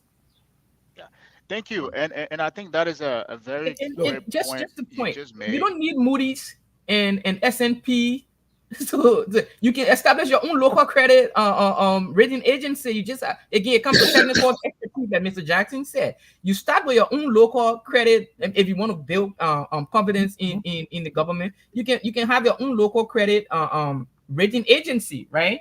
Which when if people like Moody's Yeah. eventually decide to come to Liberia, they will not be starting from scratch, right? They will have a baseline to start from. That, oh yeah, there's a local credit guys in here that already rated most of these things. Let's see how that do the analytics and see how Yeah. how valid and how solid like their rating is. What kind of like So, what kind of tools they use, what kind of methodology they use to get those credits rating. Then Moody's then again, they will build on it and then run with it also. So you don't need Moody's not gonna come right away. You got to start your own stuff, and maybe then they will see it and yeah by it, and then they will come to you and then they will validate it and give you the kind of international credentials that you need. yeah. So here's a here's Yeah, a but here's a but here's a but thing. Percy, they cannot. We cannot create a local credit rating agency, a reference credit bureau, to do the analytics when we don't have a national identity Oh no system. no no! You preaching to the That's choir. not You know He me and you he's there already. yeah. I Okay, stated that I'm so just coming from we where need a national Tom identity came system. from. So yeah, so yeah. so So here's identification first of all of Yeah, people, I totally agree. No, yeah. identification or immovable assets like land, right? Hmm. Those are the things, those are the primary things that we need to build. So look, so let's here's just call a here's spade a spade. Liberia yeah. needs to be rebuilt from the ground up. From the ground So up. here's And as so long here's a as, yeah, as yeah, as long go as ahead. we do not acknowledge that Liberia does not have a good foundation and we need to build that foundation, nothing we do in the 177 years of our existence will go any place because we don't have the foundation. The foundation is just not there. We are a Right. post-war fragile nation. Even in 1980, where Liberia was a middle-income country, okay, it was just surface because deep there was a deep undercurrent of instability, Right. not just Right. political instability, but economic instability, social instability, dysfunction, and all of those tools were not there to to build a country. A lot of countries had coups, revolutions, and war. Ghana, Nigeria, but they had a platform built that post-war. It's 21 years after the war, and Yeah. something simple as electricity access. Only 20% of the population have access to electricity. Water, Lower than that. 90% of Lower than Liberians that. don't have pipe and water. War. Mhm. Yes. And we do Here's a we still don't have a solid science, technology, engineering, and mathematics program in our schools. So India exports what? They export individual. The Philippines yeah. export individual. Human resource is an exportable commodity. If we have Mhm. STEM schools in Liberia, Cuba where we export could get good STEM doctors. education, Liberians will be going abroad, making money, and sending it back, sending it back, So like they do with it in the Philippines. They're doing in India. here's the point I wanted to before you got here's the point I wanted to make about I know I think you guys and Larry all of are a big advocate for the Moody's, the Standard and Poor, and the Fitch, But here's the thing I was telling you guys about that. There's a big backlash on how they do rating on African country. Those are the rate right now. You know, I've had the opportunity to sit in one of those meetings as well, probably several. The one on South Africa, and they had another one I think with Ghana. The biggest problem right now with African country, which most African presidents are pushing back on in terms of how they rate one first the countries and also how they rate the financial institution within those countries is they're not fairly rated, right? So if you see, I'll just make this point quickly and then we can switch back. So if you see how they rate the countries, so let's say if a country is rated like a B plus or whatever a BB, most likely the financial institution within our country will carry the same rating because most financial institution within our country they are exposed to the government. So the risk exposure to the government makes them to be parallel, to have a parallel credit rating. And the presidents within those countries that they're rated in African countries are pushing back on that. You know, which to Moody's standpoint and these rating standpoint, I agree with them. If you have that level of exposure to your balance sheet to these government and financial institutions, they got to create a link. But African countries are pushing back on that. But what the point that I'm trying to make here is that in as much that we say we don't need to have those agencies to progress, we do need them if you want to access the outside market. If you want to access, because that's where investors, in as much if you create a domestic market, credit market, investors will not look at that market and say, okay, this is a safe country that has proven over and time and time and time again to be able to pay back its debt. So let's go invest in it. So we also need them as well. We just need to know exactly what they're coming to measure within our country if they do come in. Yeah. Yeah, Gabriel, if I can just make a point, I think what I was actually stressing is the need for us to really grow the financial market so that we can get to this point of a domestic credit market. I mean, Yeah. the issue of this international credit rating agencies, they have the advantages, people criticize them, they have all of those issues. But again, for instance, here, you have local governments that are issuing bonds, right? Hmm. And citizens generally buy it. Yep. But how will local governments issue bond in Liberia since 1847? It's only in 2018. We No, no, no, no, even no, no, no, no, we no, have no, no, no, no. one, You're one wrong on the second, history. You're wrong on the history. 1 second now. Yeah, yeah, but correct the record. Now, don't No, just let him finish and then you can push back on it. Let No, him land. no, but what are you correcting? that local government never issued bonds since 1847. Is that what you said? We have not had local governments in Liberia since 1847. That's not true. You're not reading history. That's Let not the him let record. him Percy, wait, let him land and then you can What No, push but do you back can on let it him from us. proceed where they kind of No, no, assert no. and Let they him kind of land. listen, right We're not make I don't want you listen, cutting him off while he's speaking. We'll listen, have listen, argument. Let him land. And listen. then when you're making your point, you can push back on that point that he made that this is okay. incorrect. Please. Technically, Come on. we have not had a local government. What we have had in Liberia are local administrations. They were sub-administrative units of the national government, right? Today What you have a local government by the passage of the Local Government Act. So LOFA, NIMBA, Grangida, they are no longer local administrations. They are not sub-administrative units. They are a local government. They can collect taxes by themselves. Even in the Local Government Act, if you read the Local Government Act, when it comes to borrowing, the law says that they can only borrow for short-term liquidity issues. So they cannot even borrow for development issues. They can borrow to build roads. So that's the technical distinction. So if local administrations in the past took the issue bonds and collected it, they were not doing it as local government. But the point I want to make is that how are you going to build a credit market for local governments to participate in if you don't even have local governments? It's going back to the point you were making earlier that it is because of the structure of our governance system. We have had this centralized government from independence till now. So there's no way we can create a system for local governments to even come in and play a role, even if we open the domestic market. So what I'm saying is that the challenges we have had in growing this sector goes back to our governance system as a country. If you look I at agree. all of the countries that are doing a bit well, you look at Kenya, they have a stronger local governance system. You look at Uganda, they have a stronger local governance system. Go to Ghana, Nigeria, with all of their challenges, they have a better local governance system. So I think these are the governance issues that if we don't address, even if we are going to build a credit market, then local governments at the subnational level, they will not participate. It will just be a few companies, maybe in Morovia, that will be issuing bonds and collecting money. And You I know, and I I'm agree glad with you that brought premise. this Percy, point. make your point now. If you want to push back on it, you can push back on it. What you were Yeah. saying, Jimmy? Yeah, last week we spoke about decentralization of the government, just what Thomas is talking about now. But I ran this by someone, someone who was very versed in our history and whatnot, and they claim that because of the level of education and because of the lack of unity, it would be worse. In other words, we're not prone to be able to decentralize because we're so polarized already as a The people. question is very wrong.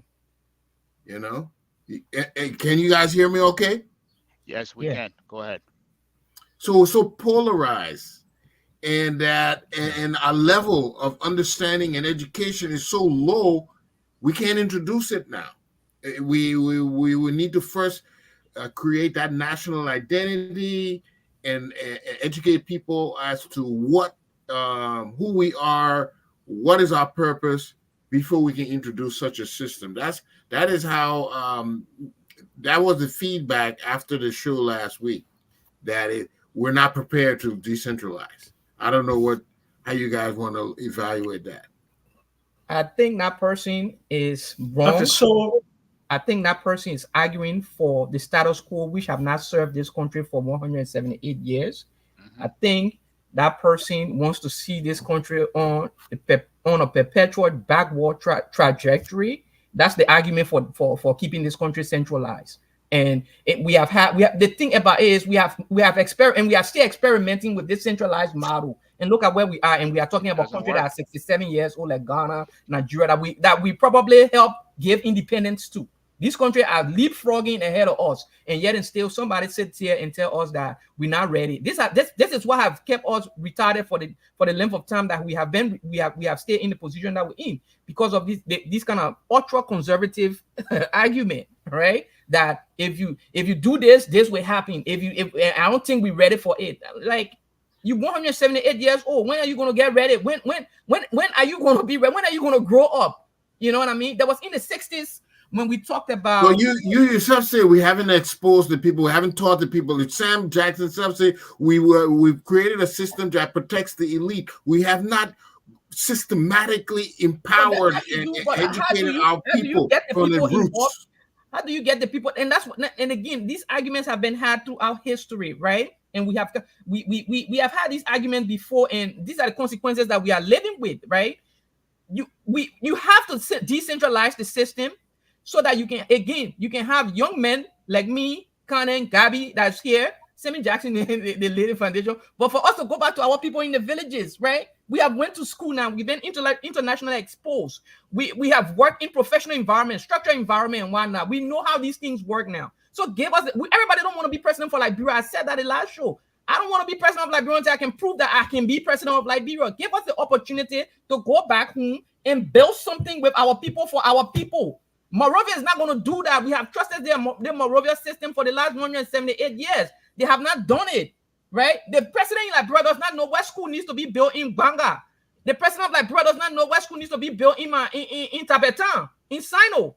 They don't know that. You sit in Morovia, you're not going to know that unless somebody that is close to the people, which is like a local government system, or superintendent, or mayor, or commissioner, somebody at that level. They won't going to know what's right for the people.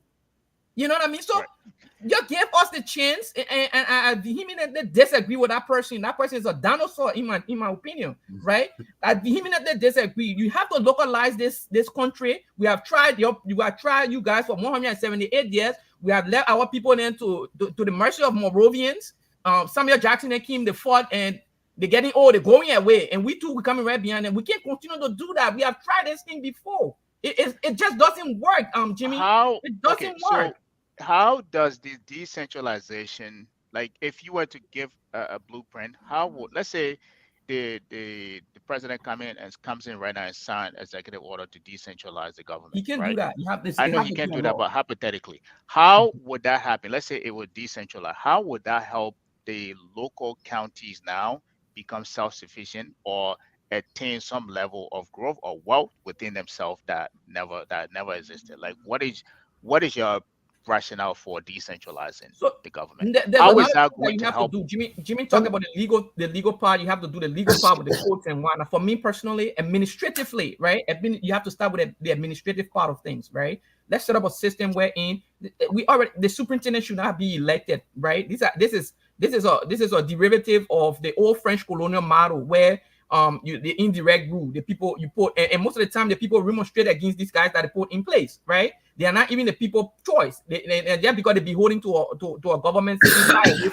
you put them there. So let's start giving the people the wherewithal to elect their people, the people who they know, the people who they think can do or understand them and know how to do their work or how to build something for them. Let's start with that, right? Let the president don't appoint every sweeper, every every Kobo shop owner. The president shouldn't appoint nobody. Let's have local elections just as we have national elections. Let's have it that when you have it, when maybe in an odd year, let's have national elections. Let's see for superintendents and mayors, and let's have that. Let's see. Then that's why you know you're a grassroots party. You can just sit in Monrovia when election time comes, you manipulate the thing, throw a few money around. Let's start something that is organic. This inorganic thing have not worked, right? Let's start something that's organic. Let the people have a say. Let them say who they want to represent. And you can't just impose a superintendent because that your friend from your political party, mama, you superintendent for the place. You don't see even he haven't lived there. You don't see know the people. Nothing of the kind. You just superimpose these people on a local population. Only because they are beholden to people in Monrovia, and then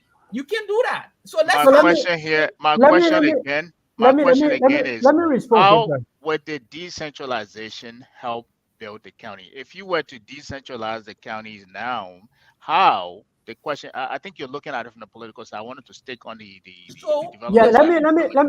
How would that help develop the county? Go ahead. The counties will be able to raise their own revenue now when you decouple them from Monrovia, right? You're not just giving them political power, you're giving them actually economic power. You decouple them from Monrovia, they'll be able to look around what they have in the county and say, okay, we can raise that. You'll be able to raise, they will figure a way to raise their own revenue. For example, you have people in Nimba County, they are producing iron ore in Nimba County. Why aren't they sharing the revenue with the people in Nimba County? Why do you have social development fund when these people are actually producing stuff that you're supposed to share revenue with them with, right? Why aren't we sharing revenue with these various concessionaires that we have in the that these resources are being produced in? Why aren't we doing that? You have to give them the leeway to go ahead and figure out the revenue sources, and that way they will build out the administrative capacity and say, oh, okay, based on these revenues, we'll be able to have our own local transportation, how you want to call it, ministry, whatever it is, and we'll have a commissioner for roads. These people will be charged for the responsibility of figuring out how you connect the counties. People in Monrovia will not know that. Okay. So let's hear from Thomas, and then I'll go to Sam. I want to try as much as possible not to turn it into a decentralization discussion. So I want to stay away from that. Let's central banks, right? Yes, let's have a stay linked to the central bank work and the financial market, domestic financial market. Thank you. Right. In agriculture these days, I'm not an agriculture person, but one of the things that people are discussing is this issue of joint collateral. If people are extremely poor, they don't have a lot of assets that banks would be able to take. For instance, can a village in Lofa County issue a joint collateral, something that the whole village owns? Right. That the whole village owns this asset, and therefore we can offer it as a collateral to be able to take a loan, go to the financial market and take money, right? One way that can happen is through this communal loan system.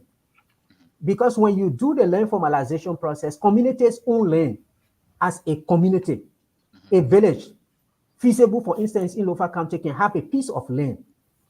They can use that as a collateral to be able to borrow money to invest in agriculture.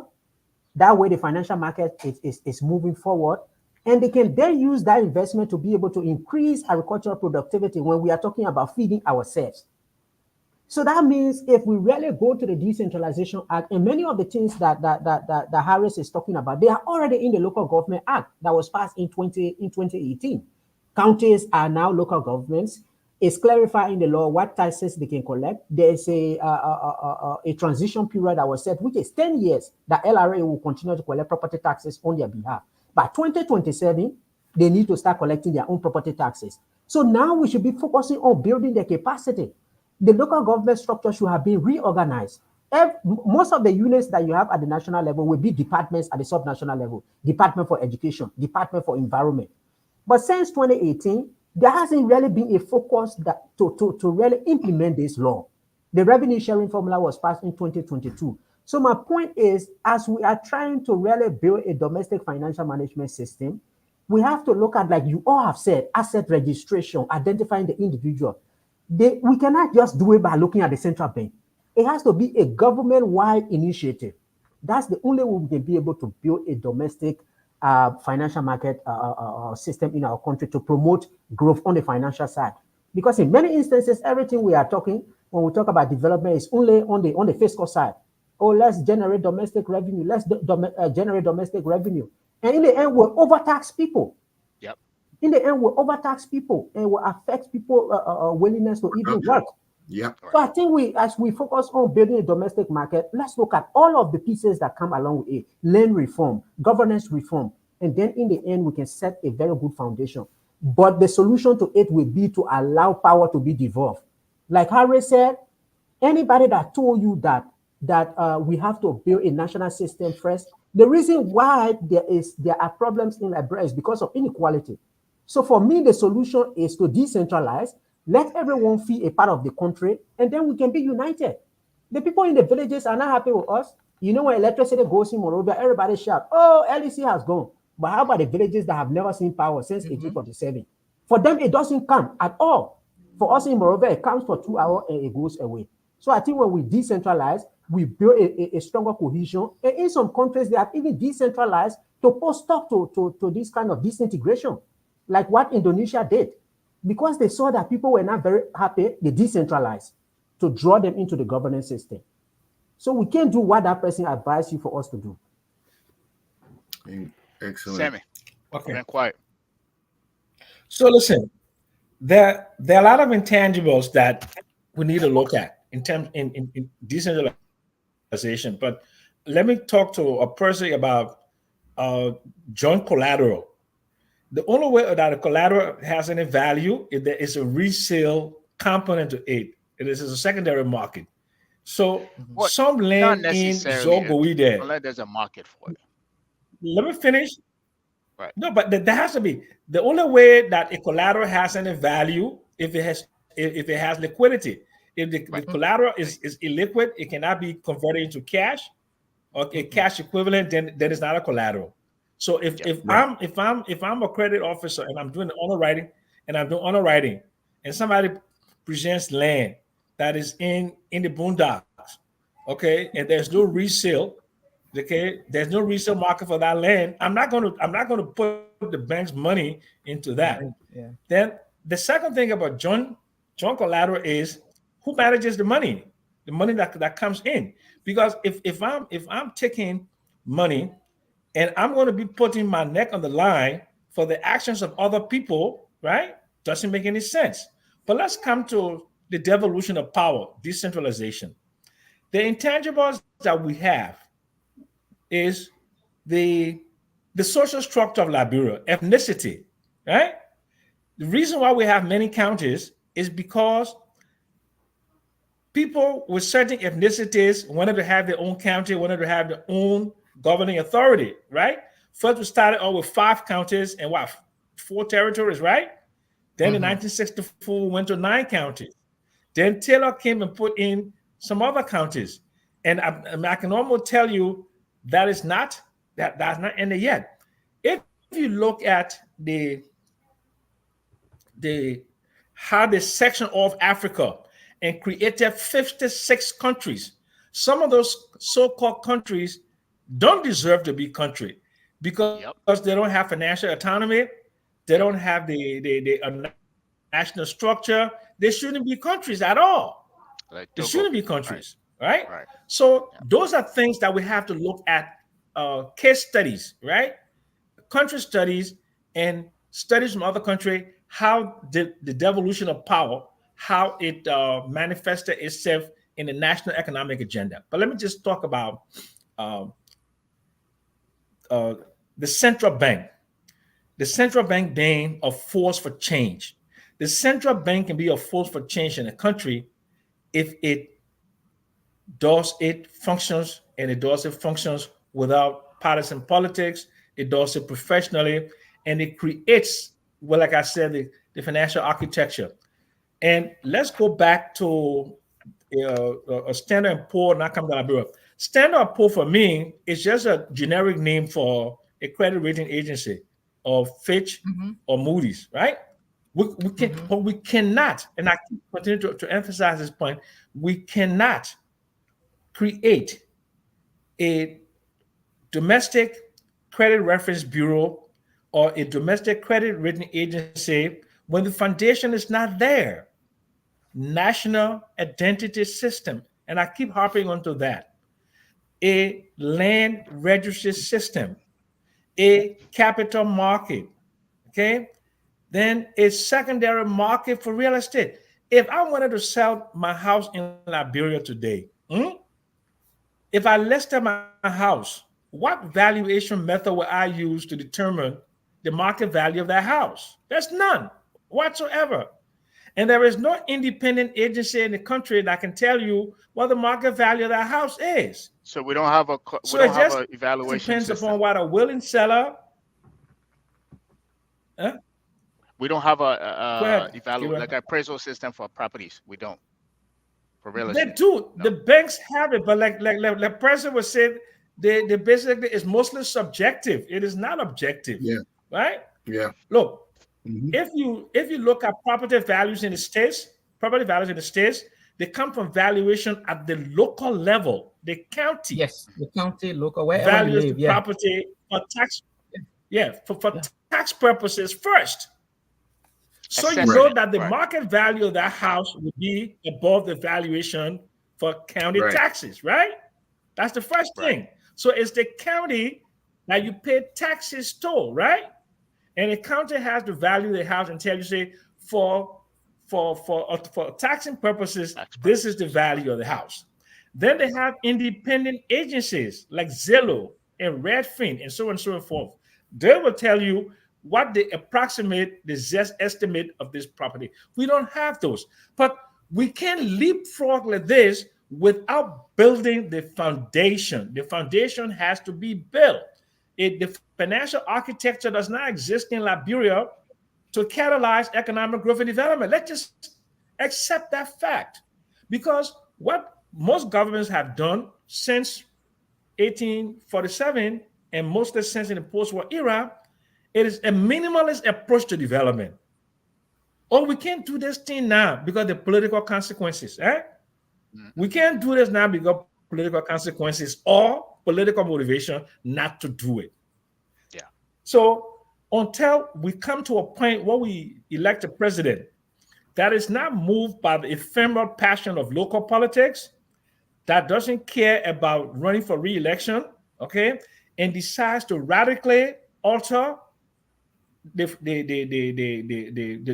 the lives of Liberian people by building the foundation, inserting the policy prescriptions to make Liberia work, creating an enabling environment for domestic capital formation and for the attraction of foreign direct investments, okay, attracting our best and brightest, we will have a problem. So it means that the political system, we have to basically truncate the political system. Let the politicians stay at the top and the technicians be a permanent structure, like they do in parliamentary democracy with permanent secretaries, right?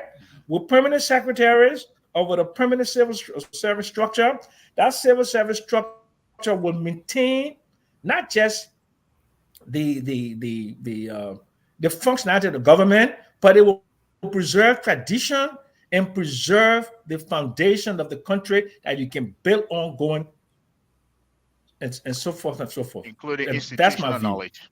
Right. And I, also provide the Exactly. well, data. Yes. if I can just make a point on this, this is extremely important. And the Governance Commission years back suggested a reform in this direction to institute this issue of permanent secretaries, and their proposal was for us to get rid of these assistant ministers that we have. So the positions of assistant ministers will eventually go away. They will actually become civil servant positions. And then we'll have permanent secretaries that will have a tenure beyond the electoral cycle. So when there is a transition in government, that permanent secretary remains in the Ministry of Finance. He has an idea of all the reform agendas That's right. that the previous government put in place. So the new Minister of Finance that is coming actually sits on that person lap. So in the absence of that, see what we do. When a transition takes place, everybody leaves and they leave the HR.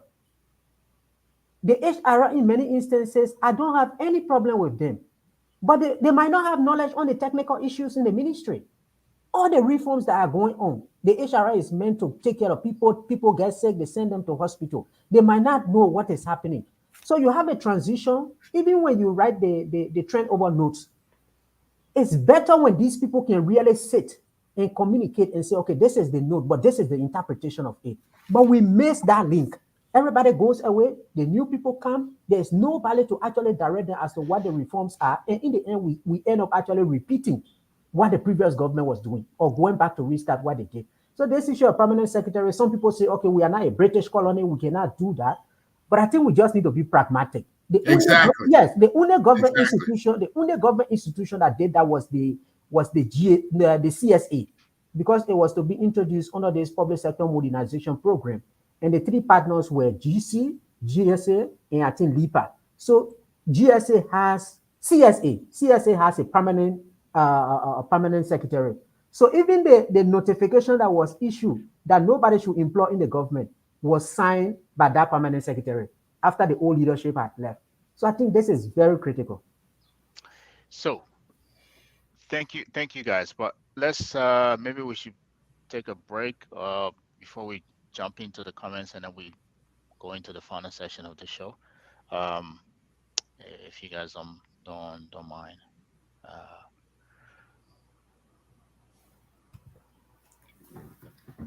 right? I hope we can go on a break right now. Yeah.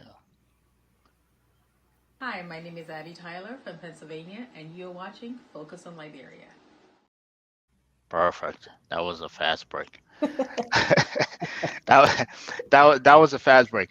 But I think we're dabbling in and out from we're looking at it from a political side and then we're trying to merge or marry the two, from a political side and from the central bank side. And I I I believe I agree with all of you that you know you cannot just look at one side of the equation. You have to look at the other side as well. But maybe this is my final question to you, but I know it carries a lot of weight. Given what all of you have said, in terms of the challenges, when I thought about this show, I was thinking that maybe we can think about ways like solution and all of these things that can just come out, like as if you're in a brainstorming session, right?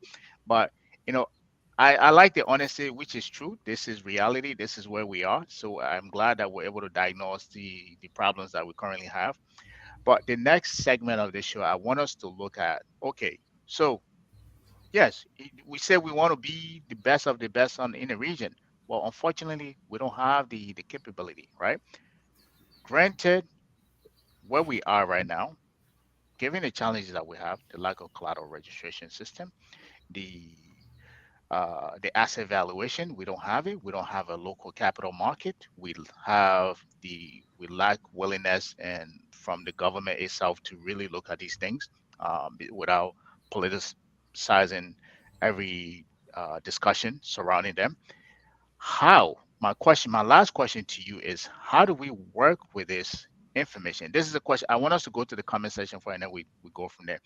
I want you to think about what we're going through the comment section. How, given what we have right now, the little bit of drop in the bucket or drop in the ocean that we have right now, right? How do we take that information to build on from there to create to because we cannot keep sitting here and say, hey, we like this, we like this, we like that, we like that, we like, or else we will continue in this pity party place where we are, and the other country will continue to be light years ahead of us. So I want us to think about solution from the next part of the show. How do we work with what we have right now? Imagine if you were the central bank governor or you were in a position of power, and you know that this is the biggest limitation of creating an economy that works for everybody as opposed to having just one that works for the elite, where your thought is that, okay, I want to create an economy that works for everybody, but I realize that the capital market, the financial system, and the central bank, and the lack of collateral system, the registry, the address are the biggest challenges. I want you to think about how you will go about coming up with solutions in terms of solving that problem to get over the hill. But while you think about that, let's go to the comment section Comment. first, because I know we have a lot going on here. Um,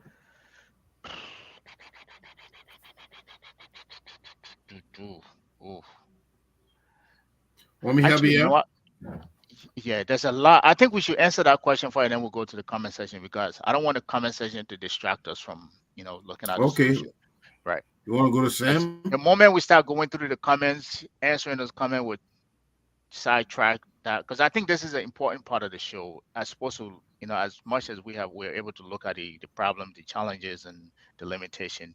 Let's look at, the upside of that equation. How do we optimize from there? How do we build from there? Anyone can go. Maybe, okay, I will start and then Mr. Jackson can.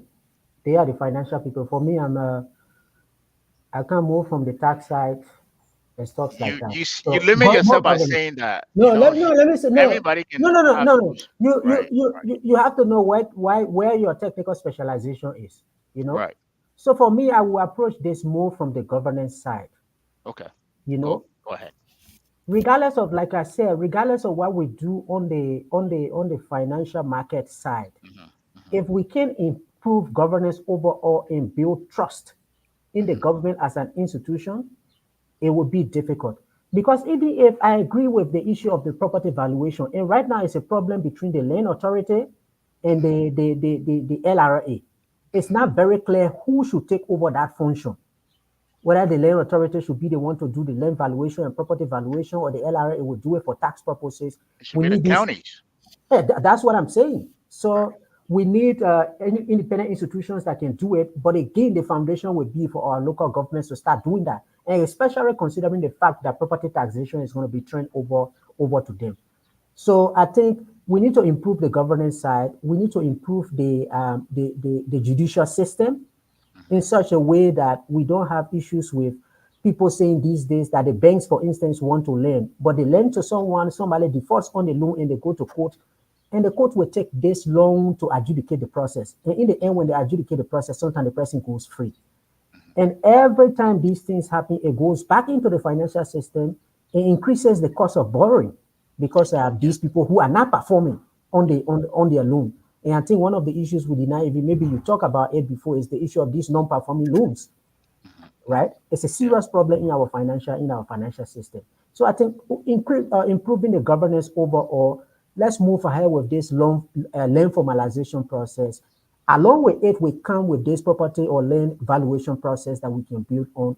And on the issue of we don't have capacity in the country, I think it's 20 years after the Civil War. Like Percy was saying, we've built a lot of capacity. You know how many persons are graduating with graduate degrees all over? It's the issue of actually having a national plane that we can really be able to scout our people to come so that they can provide support in the little areas that they learn so that we can utilize them. And the national government is not going to utilize everyone. Allow the counties to take on their own responsibilities. Because right now, the counties, we send 200,000 to them, they fight over it. They don't do anything meaningful, then sit and complain. Let's train over the local government says they should start collecting revenue. But the lower house should give them that authority to start to levy taxes because by our constitution, only the house can levy taxes. Let them transfer that responsibility to them. They are talking about developing county development plan.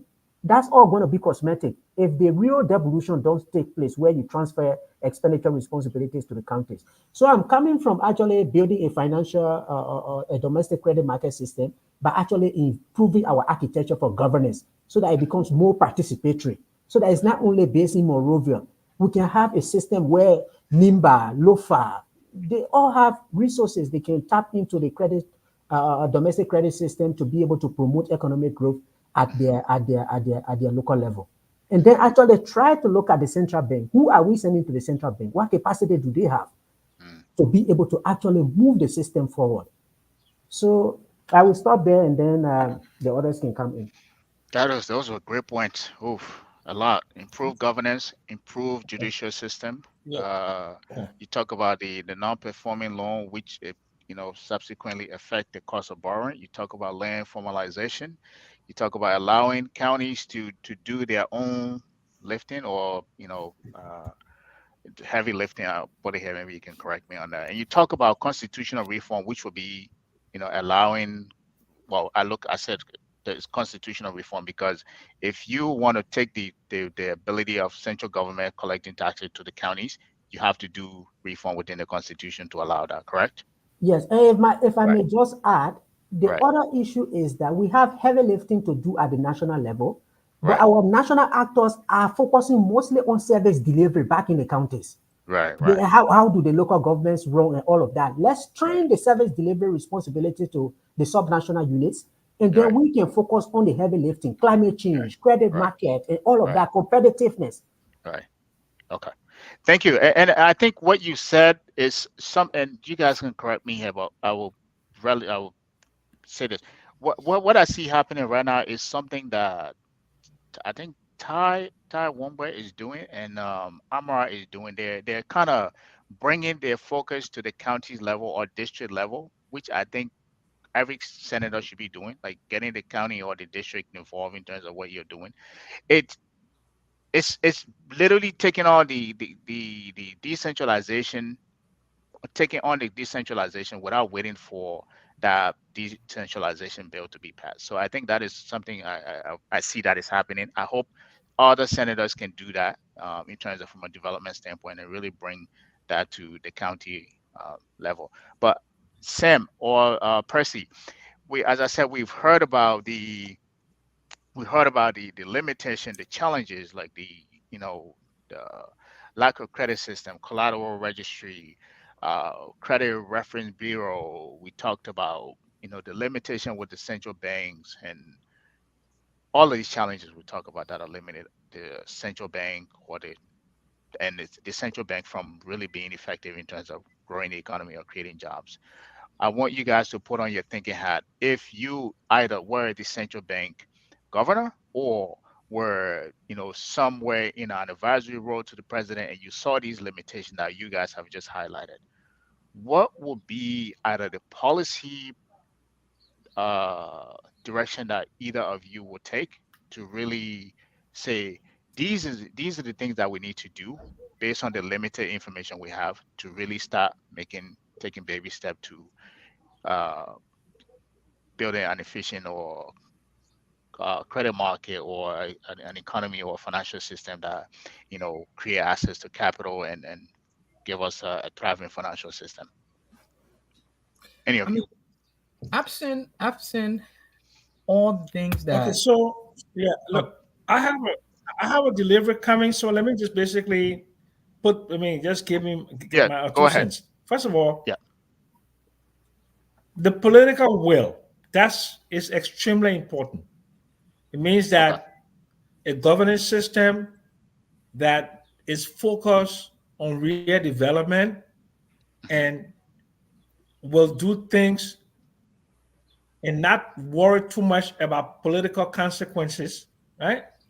Hmm. Then the next thing is develop a team of professionals.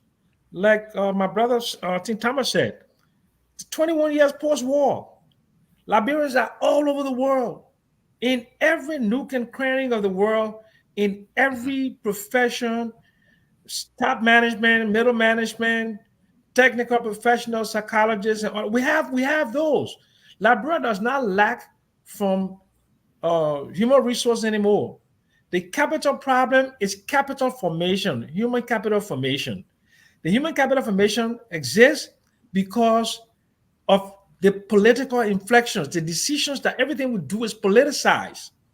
Hmm. Liberian Business Support Organization, the Chamber of Commerce, Marketing Association, petty traders, the how you call it, the labor organizations, they all political. Hmm. Yeah? The Liberian Bar Association, all political. Liberian Physician Association, Nurses Association, all political.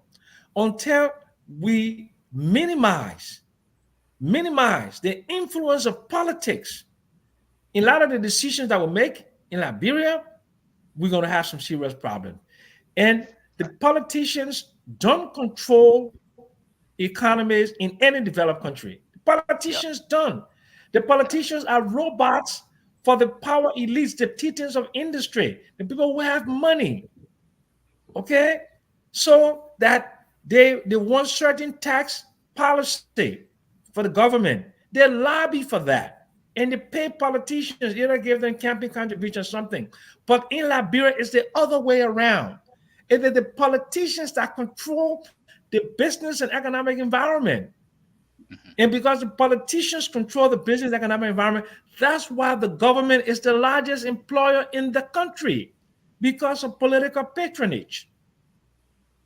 There are brilliant young men like the Percys and the Gabriel and the Eastmans and the Thomases all over the world, even in my own family.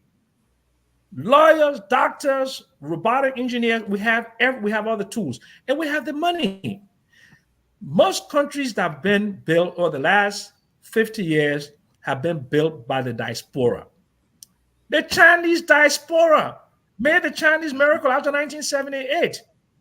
It Yep. is the Chinese diaspora. Hmm. Chinese in Singapore, Chinese in Malaysia, Chinese in Taiwan, Chinese in Hong Kong. They They poured still are. money into China for the Yep. economic revolution. Yes, yes, yes. It is so there has to be an understanding of how nations work and how development work. And we need minimal political interference in business. And the only interference that I like to see is that when it comes to taxing and spending policies, that the business people can lobby and make that decentralization. You cannot decentralize with the current administrative structure in Liberia with the demarcation of counties, 73 districts. A district has about 50,000 people. In some of the remotest places where the closest village to each other is about 10 miles, 15 miles, 20 miles, and 30 miles, you can't do that. So there are a lot of things to do. Liberia needs to be fixed from the ground up. And I don't believe in my lifetime I'm going to see the political leadership, the Liberian leadership, just civil society leadership that will promote those changes that are necessary because we have to make some hard decisions, some real hard decisions. 21-year post-war, no electricity, no water, no light, no Liberian-owned bank, LBDI, with their minimum participation. Yep. We don't have the ability to even put together a private development initiative to raise money to provide electricity. Public utility is the lowest risk investment in any country. When Yep. I was in investment banking, as a we call it waiters and offense. That you can't make Yeah. a mistake by putting in even in variable equity or variable annuity. We Get what he give said, to yeah. waiters and offense. Yes, we call it waiter for waiters and You offense. will have a group So of people why coming is after you by using that word. yeah? Go But ahead, I'm Sam. saying, no, Go ahead. Go ahead.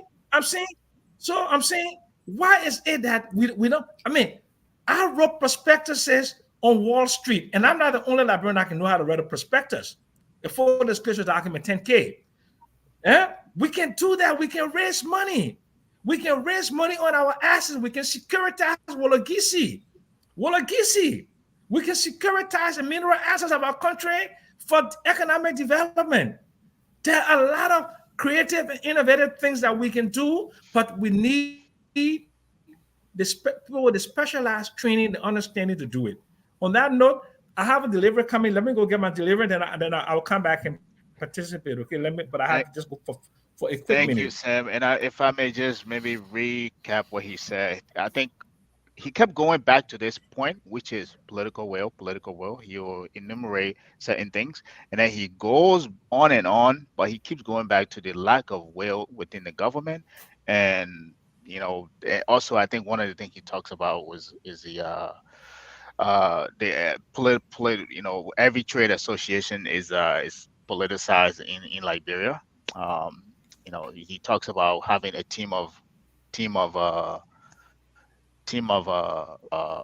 you know d- team of professionals to be able to carry out some of these tasks. But I think his biggest qualm, which I was looking for a solution, Sam is always will throw you a curveball when you're looking for something.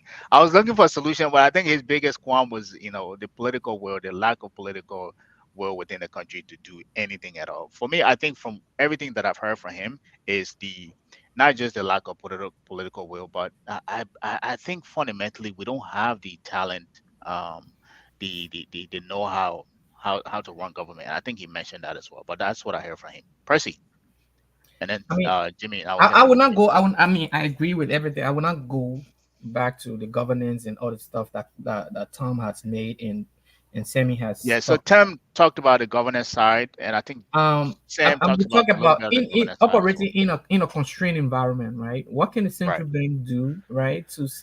I mean, given the fact that they don't have we don't we are operating like we don't have the bare minimum we are operating with. Like, what can the central bank do, Hmm. right? I would look at Liberia as it is right now. Let's talk. Let's see what kind of productive capacity we have, right? Hmm. In what kind of sector do we have that? And Okay. initiate some sort of window guidance, right? And what window guidance is that it was an informal policy that was used after World War II in Japan, where the central bank we impressed upon banks to lend to issue credit to certain productive sector, right? So maybe the central bank, I mean, you can do that without the elaborate things that we're talking about. Maybe the central bank can and do some sort of window guidance when it comes to um our productive sectors in the country, those that are producing where the bulk of the government revenue come from. See how best you can extend credit to local Liberians that will be participating maybe at the lower level at that. You know what I mean? So maybe you can impress like do a quota leg system because that's what window guardians would do, like a quota like system. So like so if we have rubber, right, you have a local farmer or local so you have a line of credit, you press upon banks, the banks in the country to do maybe 20% of their overall like new loans to to smallholder farmers and stuff like that. Those kind of those are bare minimums you can do absent the kind of elaborate Infrastructure. systemic structure that we need that will make the system to churn out the way it's supposed to. You can Hmm. probably do those small initiative informally, right? You can force the bank now, you have to be impressed upon, right? You can force that you have to do it is a guidance. Like if you do this, you know what I mean? We will do this maybe when you come time for you to borrow when you in constraints and binds, giving when we look at your overall loan portfolio where you have been lending, then maybe we can the government or the central bank by itself through a discount window will probably have special discount rates for banks that would do that. You know what I mean? So So that's the incentive. Right. yeah, that's what window Right. guidance is. Incentivize banks to lend and to setting productive sectors that are growth oriented, that actually Right. homing the economy and moving the economy, that create bulk of the jobs or create bulk of government revenue. So something along those lines, right? So absent the kind of elaborate structure, I think that's some that one that's a bright spot for me, right? The government, we have never tried that before. Maybe we should look into doing that and see how best that work and evaluate based on that, and then maybe we can expand it if we see it's a successful initiative. Yeah. No, thank you. And I think you talked about, the productive capacity. I think one of the things you keep honing on is window guidance, which I think it, they're supposed to be coming from the same. I agree with you because they're supposed to be coming from the central bank because every bank has its own risk appetite set by Yeah, the board of directors, right? And if you want them to go beyond that risk appetite to say, hey, because of how it's happening, I can only lend to people in a Marvel area or Mangibi or whatever. If you want us to go to Bond County, Nimba, you got to give us incentivize us in incentive certain to way do to be that. able to Yeah, take those kind of risks, right? So I agree with you, and that's where, like I said, you rightly pointed out. If you think outside of the box, if you look at the limitation, you have to do certain things to push people to incentivize people to do certain things. In this case, banks to do what they need to do. Um, and so Ga- yeah, Ga- I absolutely agree with Gabriel, you. Yeah. Gabriel, the notes you're taking, are you going to send them to the government?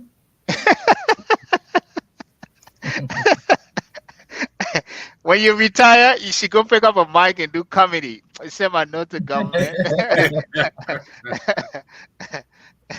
No, I mean I just want to recap because I like to summarize people's thought, and if I make a mistake, I want them to hear that mistake and correct me on it. That's why I'm doing it.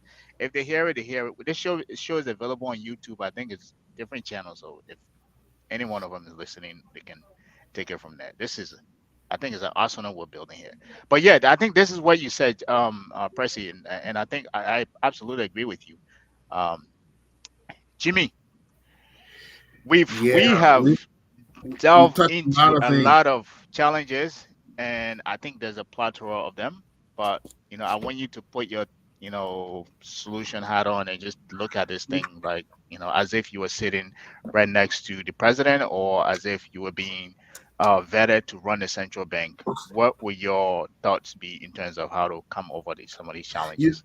you hear this word a lot these days, lack of political will.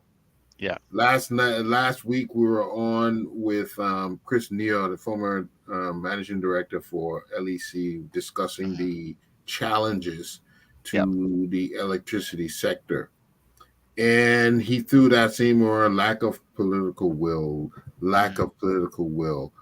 Well, what is the source of that? What is the source of that lacking? Hmm. Why is there such a lack of political will?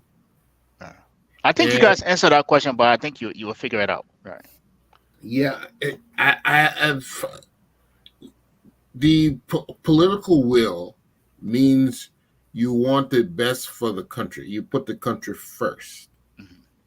That's what, to me, how I interpret in that That's political where will. political will is, right? Yes, putting the interests of the country before anything else, Right. and we don't see that. We people get there, and they are ensconced in practices that are not for the country as a whole. Yeah. They get enveloped by all these schemes, and they become members of it. Hmm. So, I mean, how do you address that sort of thing? Hmm. It's almost like we're since 80 we're chicken with our head cut off. When you cut Hmm. this chicken head, the body just go fluttering all over. But the lack of sincerity is what's going on. So that is what we need to build. Okay. How we actually build a national. I mean, the way I understand to do something like this is to Right. start it with the youth.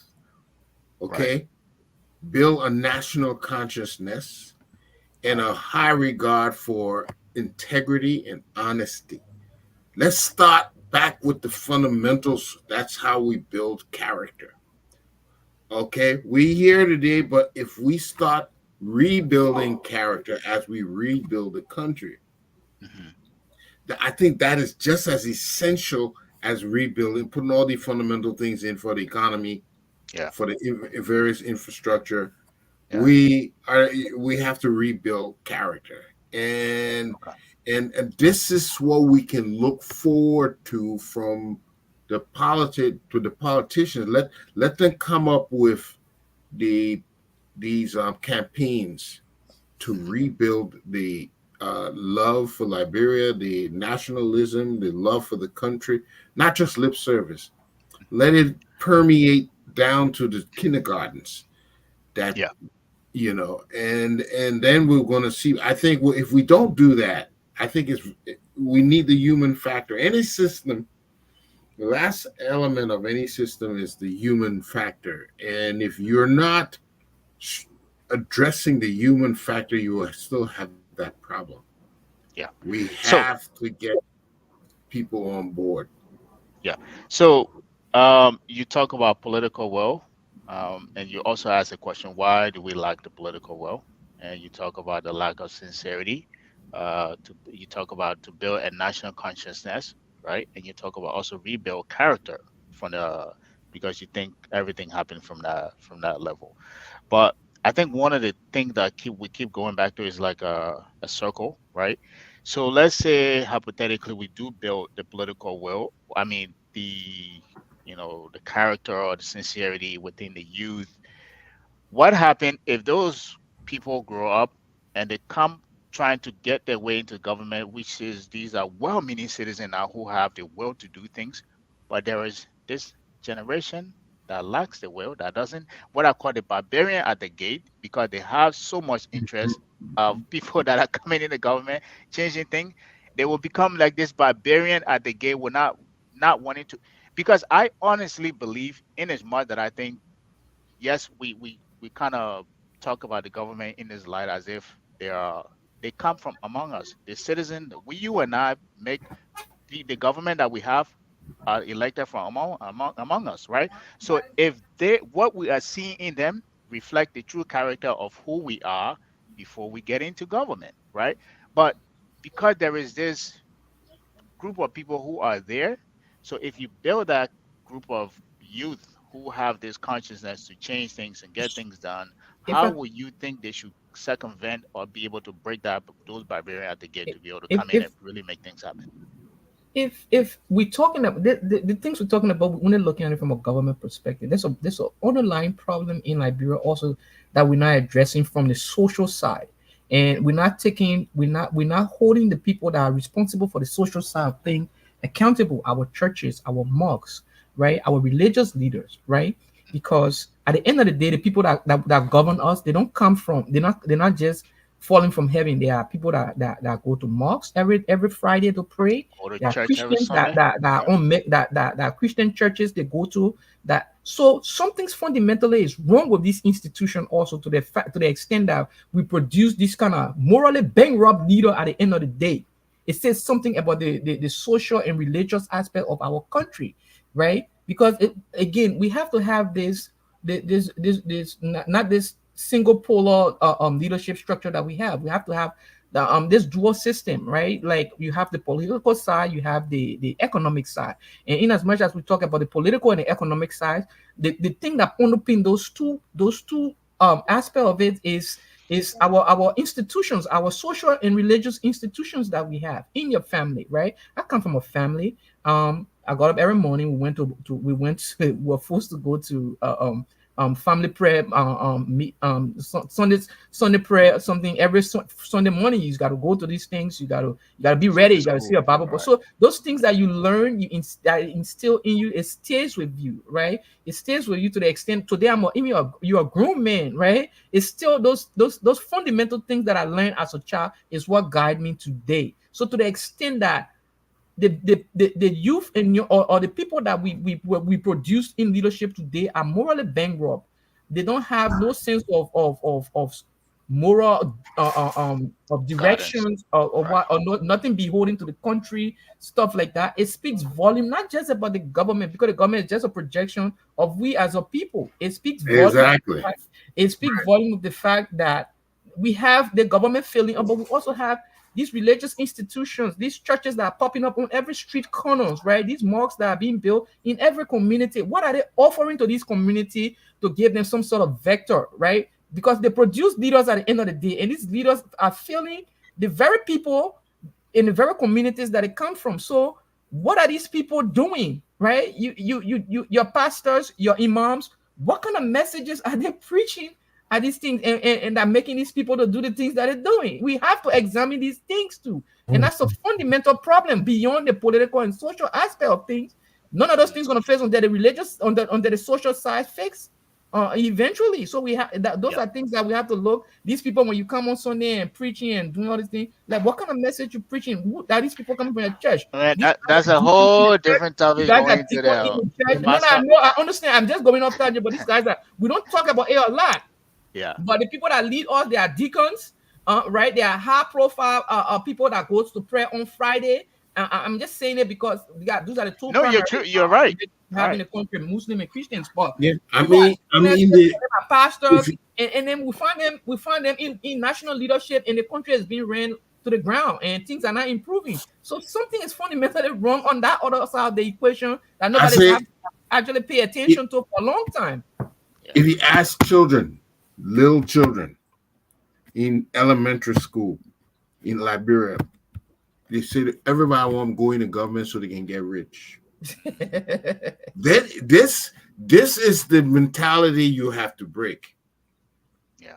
Okay, This is what you have to break. So the challenge what we have is we government is being seen as a place to exploit, and that you have to attack that.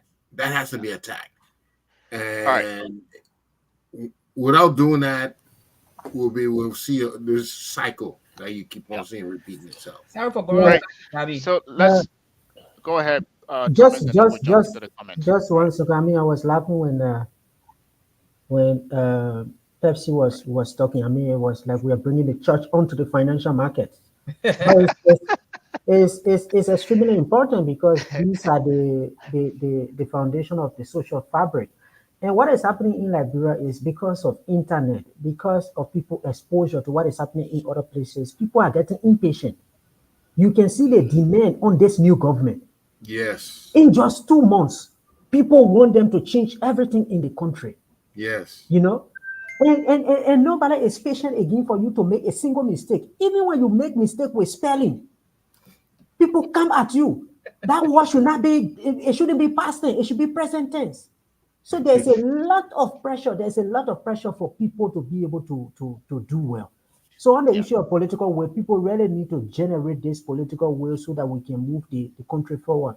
I mean, like you said, you are not looking for problems, but again, everything that we're talking, political will and non-political will, it comes back to this elephant we have in the house, which is Which is corruption. corruption. Hey. Corruption. Yeah. Because whether you even the small business administration that Percy was talking about, we have a small business administration unit at the Ministry of Commerce, right? Mm-hmm. Hmm. That unit in Sierra Leone, they have a separate entity that these not only we're helping these small businesses and small and medium enterprises to have access to finance, but they also train them. How do you write business plan? Hmm. How do you attract capital? They Hmm. do all of that for them as a package. Initially, after the Civil War, it was started by UN agencies. The UNDPs and all these small NGOs were doing it for businesses. And we see it happening in Liberia, Mexico, and all these agencies are helping these small businesses how to write a plan, how to write how to do finance, how to forecast your finances, your return on investment, all of that. Why isn't the government doing it? But when we set up that small business unit, we put $3 million there. In the end, you will hear say the people that are there, they either finish sharing the money or they give it to family members. And that's the thing. We're not supposed to be putting money there either. We're supposed to Right? give them their budget and then supposed to do those things. The money part, we're supposed to go to our financial institutions to do the lending and whatnot. The government only Right. supposed to say, hey, their business, if it's going to generate, I will guarantee about 20% on it. You know what I mean? Government guarantees, and then the bank will say, yeah, send the government on the line, if the government said get trust now. But yeah, you're right. Right. Right. My thing So is with that entity, I think we should take it from under the Ministry of Commerce and make it a separate independent entity, maybe a sub cabinet level at doing dire economics times, right? Because You you have a need business. That's how you build. That's again. Somebody said government does not create anything. Government is like a cost center, right? That's all okay. government is. They ain't producing nothing. They creating nothing. It is the private sector that produces everything. And Yeah. so, in order for the private sector to be able to produce, you have to feed it. You have to like incubate these small businesses so that it becomes real big businesses at the end of the day, so that it employ people. Like 50, almost half the job produced in this great country we live in is produced by small businesses. It's not a big business, right? It's a small business. So small businesses are the ones that run the economy, that keep the economy homey. And so you have to put your focus there and empower people and let the business drive the economic output of the country. It can be government. We have tried a government thing for 178 years Doesn't now. It's been doesn't trying it. work. It No, they doesn't work. work. We have to change something. All right, let's definitely. go. Great point. Let's go to the comment section. You guys have lots of comments here. Hopefully you can feed on them. So this one is for Emmanuel Jackson. He said we can't create a vibrant economy without structuring our economy credit rating institutions. He says Standard and Poor, Duns and Bradstreet. Yeah, we forgot to mention that too. Create credit bureaus don't know us, right? All of these credit bureaus don't know us in terms of steady credit growth, right? I think this is something that we talked about. You said all of these institutions, the Dun and Bradstreet, the Standard and Poor, none of them know us, in terms of how our credit market is. That's because we don't have any. Um, Uh, so he's one of the most active individual on here. Let me go to another person here. This is if I can find it. Forgive me. Only brush Okay, is never here we gonna are. go. If we Yeah, I don't know. speak, we Seriously. need to speak. All right, so we have another one here from oh uh Musu Wangolo Stewart. Musu. Yeah, she's a avid follower as well. She said the financial architecture is certainly the way to go. And it will be a bitter process, but we must start. Yeah. Um, as I said, we have a whole lot here, man. I wish we can go through everything, but we cannot. And then we have uh, yeah, Musu again. And if you guys want, you can pick on any of these, comment and respond to them if I'm going too fast with them. So we have to start with the mindset, right? Education is great, but people need to understand what to do with resources that benefit them in the long run. I think this was how common when we're talking about the educational piece of this. And this is a new person. I don't think I've seen this person here before. You He should be said, "I happy like to because watch." you're attracting new viewers and whatnot. It's supposed to be a good thing. Don't even call them new. Yeah, It's yeah, I know. I don't think I don't know. Is a guide or Yini Sa. Sorry if I mispronounce your name. He said, "I Nyami like to watch Sam when Kuba. he is in an environment like this." Yes, I believe this is the same element. I agree with you. With professional, not with generalists. Sam is very intelligent. Yeah, he Sam, wrote a book too. You want to read a book? you got a cheerleader in the squad here. Mr. There you Jackson, go. you're very right. Even donor money cannot be absorbed across line ministries. Huh. Can Um, I respond to that comment? yes, please. I mean, Mr. Jackson made that point. I used to work with a development agency. It is a very serious problem in Liberia. You have all of these grants that we sign, Mhm, $50 million from the World Bank, $20 million loan, and $20 million grant. It's a 5-year project. mhm. But even to develop these work plans, project reports, and do all of these things, it becomes a bottleneck.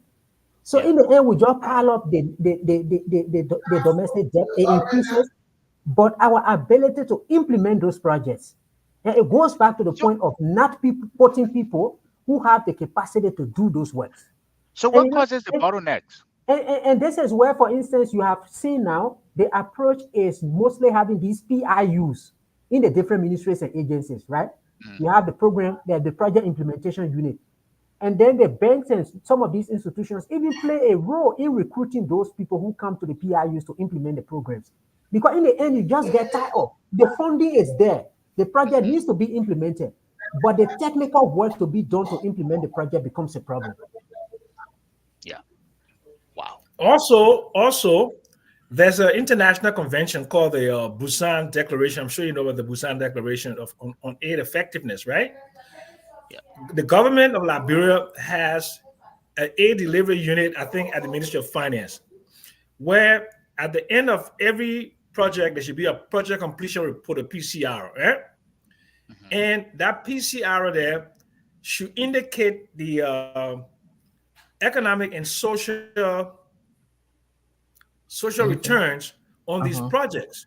Because the Uh-huh. reason why you get donor funding for a project is because the project is not viable, it has no viability within the private sector, and you can't get private sector funding for it.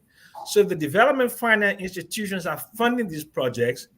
Then at the end of the project, you should make a determination as to whether you got value for money and whether certain sustainable development goals were achieved by these interventions. For example, like maternal mortality, infant mortality, gender parity, okay, uh, things like hunger, minimization of hunger, all of these things. But we don't have the capacity to do that. So if you look at every single donor project that has come to Liberia over the last 21 years, post-war, the government of Liberia and even the donors cannot tell you with any degree of certainty, with empirical evidence, on the efficacy of the intervention, whether these interventions did well based upon the proportion of dollars spent and the economic and social returns we got from it. You can't. And Yeah. so, in any country that continues to look for donor funding, what you're doing is you're slowing your development, you're slowing Yeah. your economic growth, and I mean, Liberia has a serious problem with convergence, convergence, right? We continue to diverge from global economic growth and development. Yeah. 100 and I think 77, 178 out of 78. 185 countries in Human Development Index. Human Development Index of 0.478. When the war ended, the Human Development Index shot up because hostilities ended and people began back to their normal life. So like HDI was around three something, right? And it shot up to the It four. went up. But since Right. for the last 20 years, it's been hovering in the 400. By contrast, look at Ghana by 612, 620. And we are always in the bottom of the least developed countries, even with all this quantum of ODA, official development assistance, in the billions and billions that have been granted to us. Liberia Agriculture Sector Investment Plan, hundreds of millions of dollars, no self-sufficiency in rice production, and not even in enough in any kind of improvement in the quantity of rice, the per capita consumption of rice, import of rice consumption continues to skyrocket. Okay, the the companies, the mining companies in Liberia, don't don't have limited linkages to the economy because like, they buy the vegetables from outside, they buy all the produce from outside, and they procure all the services and most of their workers from outside. Where they have even menial workers in And, look at B Mountain. and That that's is the a part problem that we that's have. the part that hurts, right? It's something is wrong with our leaders, right? Because these things when they're in Liberia, they happen. They don't happen elsewhere with regularity that does in Liberia, right? And where Yeah. is the labor ministry, right? To that's regulating these things. Where are these guys? You can just set in Morovia and in the ministry. You have to, like Mr. Jackson said, you have to protect Liberian businesses, Liberian jobs. Our people needs to be working, right? Our people need to, it's not that they are incapacitated or they can't do this work. So why are you bringing people to work in B Mountain from outside? We don't have the capacity for people to get trained, like, and but these things go beyond just the people coming in. But think about it this way: if the guy's working at B Mountain, he's able to the money he's making is going right back in his local economy because he's paying school fees, he's buying food to the local markets. These things are the economic lifeline of a country. The fact that you will bring somebody from outside to do it, you are truncating or short-circuiting your own population. Because the Yeah. guy that working here, he got to send his money back to the people in the foreign country. You have to send money outside the country. It's not staying in. Like, we have to sit down and rethink these things. Our leader have to come and we have to talk about these things. We don't have national conversations in Liberia. That's what I noticed, right? We have to have these national conversations that borders on the Liberian people. How these things we are doing, how does it impact them? These budgets that we are passing, how does it impact the Liberian people? These borrowings we are borrowing, like, we have to have this national conversation, and that the Liberian people hear it from an elementary perspective, like where we're talking about it. No big jargons, nothing. Let's just Yeah. talk about purely who's gonna be impacted. But yeah, let's continue with the But comments. Percy, yeah, but Gabriel, I beg you, I just want to make Yeah. this thing Go ahead. something as simple as a think tank. The political parties don't have the ability, the will, or the wish to even develop people on the quality like you guys on the show to put you guys in a think tank and pay you so you can analyze things to advise them on developing public policies to solve specific problems. In the legislature, they don't have, I don't know whether they have a research bureau where any kind They of do high not. quality individual that can guide them in legislation to impact the lives of the people. This budget, you should These be guys calling a are budget hearing with professionals that come in and that they have budget hearing in the states. Maybe they bring professionals from the think tanks, from the big schools and others, and other from the labor unions, from the professional organizations. They all come and they present they give their comments on the budget. But Labret does not do that. All we do is we get on these social media platforms, and we give emotional arguments for or against the budget, not an empirical analysis of the budget. We're done. But not only the So budget, Mr. Jackson, the MDAs that have been signed, these guys are going against well-oiled machine corporate institutions like ArcelorMittal and whatnot. You got guys that have never ever left the stratosphere of Liberia negotiating MDAs with these guys. They don't even call Yeah. professionals. So I mean, like the thing is, go ahead, Tom. Sorry, I just wanted to make a point on what Mr. Jackson spoke about the issue of these development projects. At the end of it, the report should be done. But the start point is that we should even be doing cost benefit analysis before we start the projects, whether the projects are good projects or they are bad projects. But over the years, the work the aid management unit at the Ministry of Finance does mostly is they map development projects. So, okay, this project is supported by UNDP. Where is it? It's in Lofa, it's in Grenjide. So they have this website where they map them. And then with time, they have the program budget, how much is it, and then the cash flow that goes into it. But the beginning point is that before we start the projects, we have to do the cost benefit analysis to say this is a good project and therefore it can be implemented. Or this project is not viable. We don't have a return, social return on this project, and therefore we are not going to implement it. But you will have to do that by getting the right people to the Ministry of Finance to sit in those units. You can't just have anybody sit in those places and you expect them to be able to. you're muted. My God. Yeah, Okay, I go have to ahead. go back to the point. The point I was making earlier, Mr. Jackson referenced the point of developing these reports on the Right. impact of our projects when we end the projects. But the point I want to make is that even before getting to the end of the project, we need to do a cost benefit analysis Right. to determine whether the project is viable or not. Right. Because in some instances, the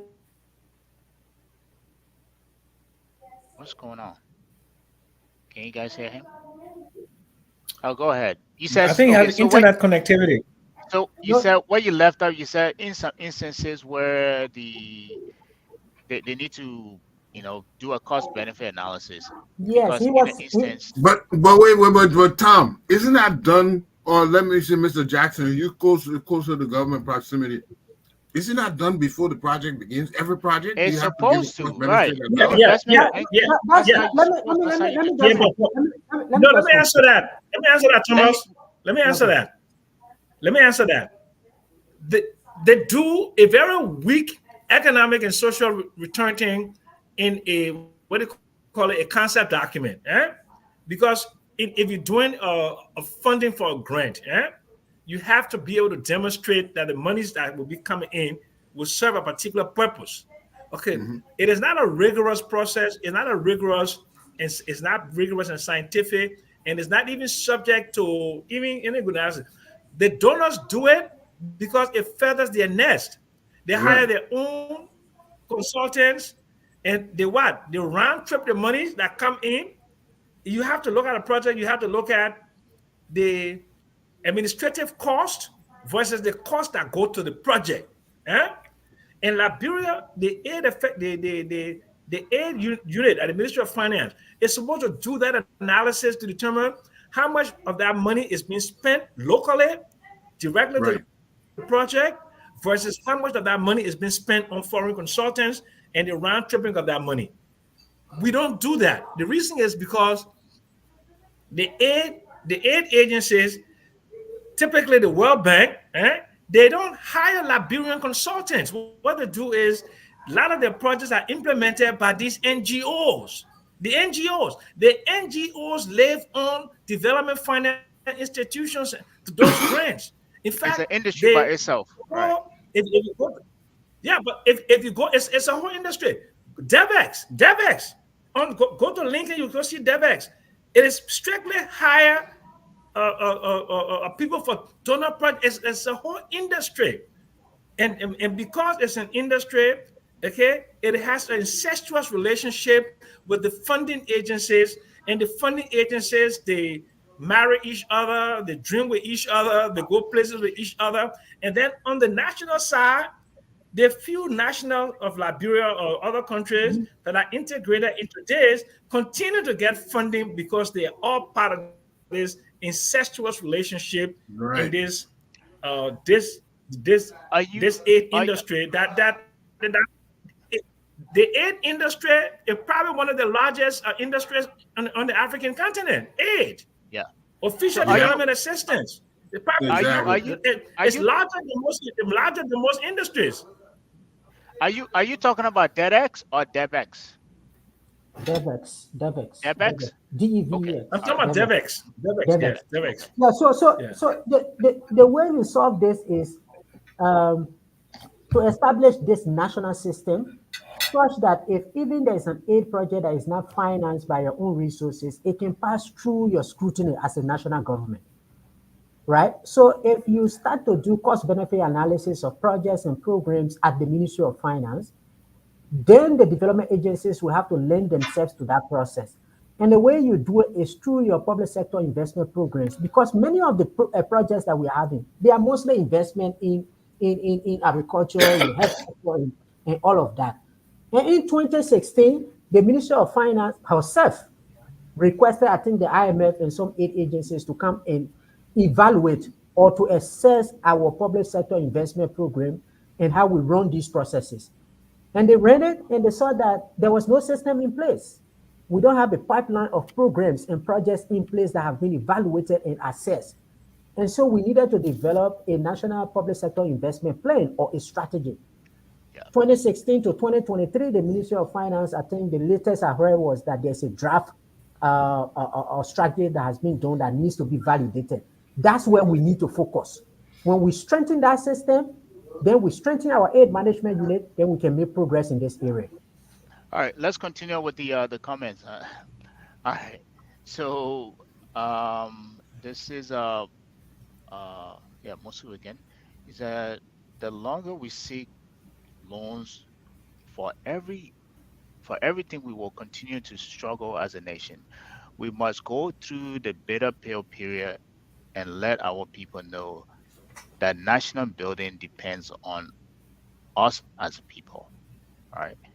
Um, and I just want to go through this. And as I said, as you guys come across, we won't be able to go through all the comments here because there's Yeah, so just do the many most more. important ones. I think. Right. Is that when it comes to land ownership, the problem starts right from the surveyor and the system. I have a whole story on that and the system. You know, we'll do another show about our. Yeah. Our land are Uh, marked by surveyors using bearings. Those bearings always use those bearings always uses hmm, English landmarks to be able to identify that land. The GPS is the best because there can be no duplication. I think that's what he Duplication. meant. Yeah, Right. Maurice got a Um, land problem. yeah, I think everybody Yeah. have a land problem. It's exactly when we work the God, banks of damn. Boston, blah blah blah. That makes Okay, sense. this is Emmanuel. He said right. When I worked at the Bank of Boston in 1990, Mr. foreign Jackson, is this exchange. your brother? No, he's in the Boston here. Cool. Now, He actually, lives. He Sam, lives. Mr. Jackson is that brother. Yeah, Sam. Is that your brother? No, no, No, no, no, no. Okay. nope. Uh, this is. Is another Gabriel. Gabriel Boima. I think I Mm-hmm. said that right. Said the main function of the government is to develop and empower its citizens. When you build the citizen will develop the country. The Liberian government is the problem, not Liberians. Somebody defending the Liberian people here again. And the same here. Yeah, Sam is always, his critiques. He said the notion that Liberia struggle because Liberians are lazy is insane. The primary reason Thai country. Thai country, I think that country struggle is because I think he meant that country struggle is because small and selfish group of individuals have methodically embedded themselves in successive government over decades, protecting their own interests while destroying the country's system and infrastructure that would otherwise protect the interests of everyday Liberians. Right? He said until these individuals are extracted, nothing changes. Uh, Extraction is a kind of a strong word. It sounds military-ish. Um, right. Man.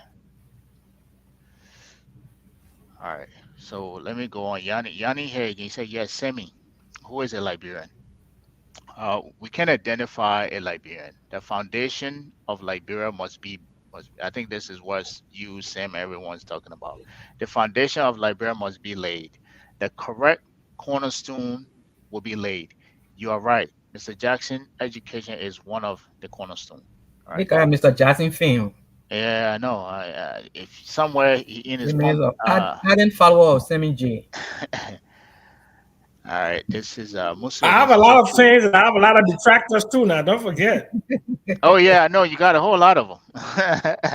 Oh yeah, but I mean, but uh, I mean, when you're in the public space, you expect, you know, to get people who for you and people who are against you.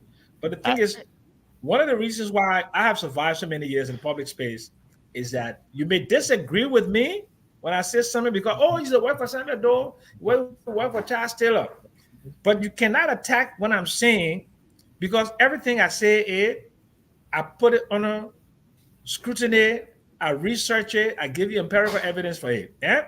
So, like for example, the budget. The budget first came up, everybody knew that this was a dud, right? But the UP people put in their propaganda machinery and they try to highlight some positive things with the budget. So the next day was changing. But then I decided to do, and I was sent out to y'all, okay? please. Rigorous analysis of the budget, looking at public sector investment, especially the fiscal space, 7.8% for fiscal space, right? And look at the shifting of expenses. All of the things they did in the budget, the bottom line is only 7.8% for public sector investment plan, $51.89 million. Then if you go to microscopically look at agriculture, $750,000 for agriculture in this 2024 budget. You go to With a DEA, president which is the drugs is a scourge of the land. with a president who It's supposed to be one an of his agriculture biggest pillar president. is agriculture. Yeah, Right. yeah, Right. The children here to marry shot yes, a goal for the team yes, without people yes, area. yes, Yes, man. Anyway, let's go on yeah. with the comment. Go ahead. Go ahead, Sam. Mr. Jackson can tell us But reading I the want to comment ask on the show. Mr. Jackson something. In all Mr. fairness, Jackson acolyte. let me ask Mr. Jackson something. In all fairness, do you think they've had the time to properly research and come up with a budget? Number one. No, they did Number not. two, being that they didn't make any That's policies and they don't have any relevant data from last year. Would you that's call that a that's UP that's a budget? that's To a me, that's different. You a guys are gonna CBP distract budget. us. We're trying to wrap up. I think that's a different topic for another time. That's Okay, No, but let me it's a answer that. different. Let me No, answer no. that. Let me help you. Let me help you. Let me help you. It's a different topic, but it goes back to the point he Okay. was making that political parties don't have think tanks. If political parties had think tanks that were researching, then at this point in time, they should have some analysis done and they will be able to have a direction.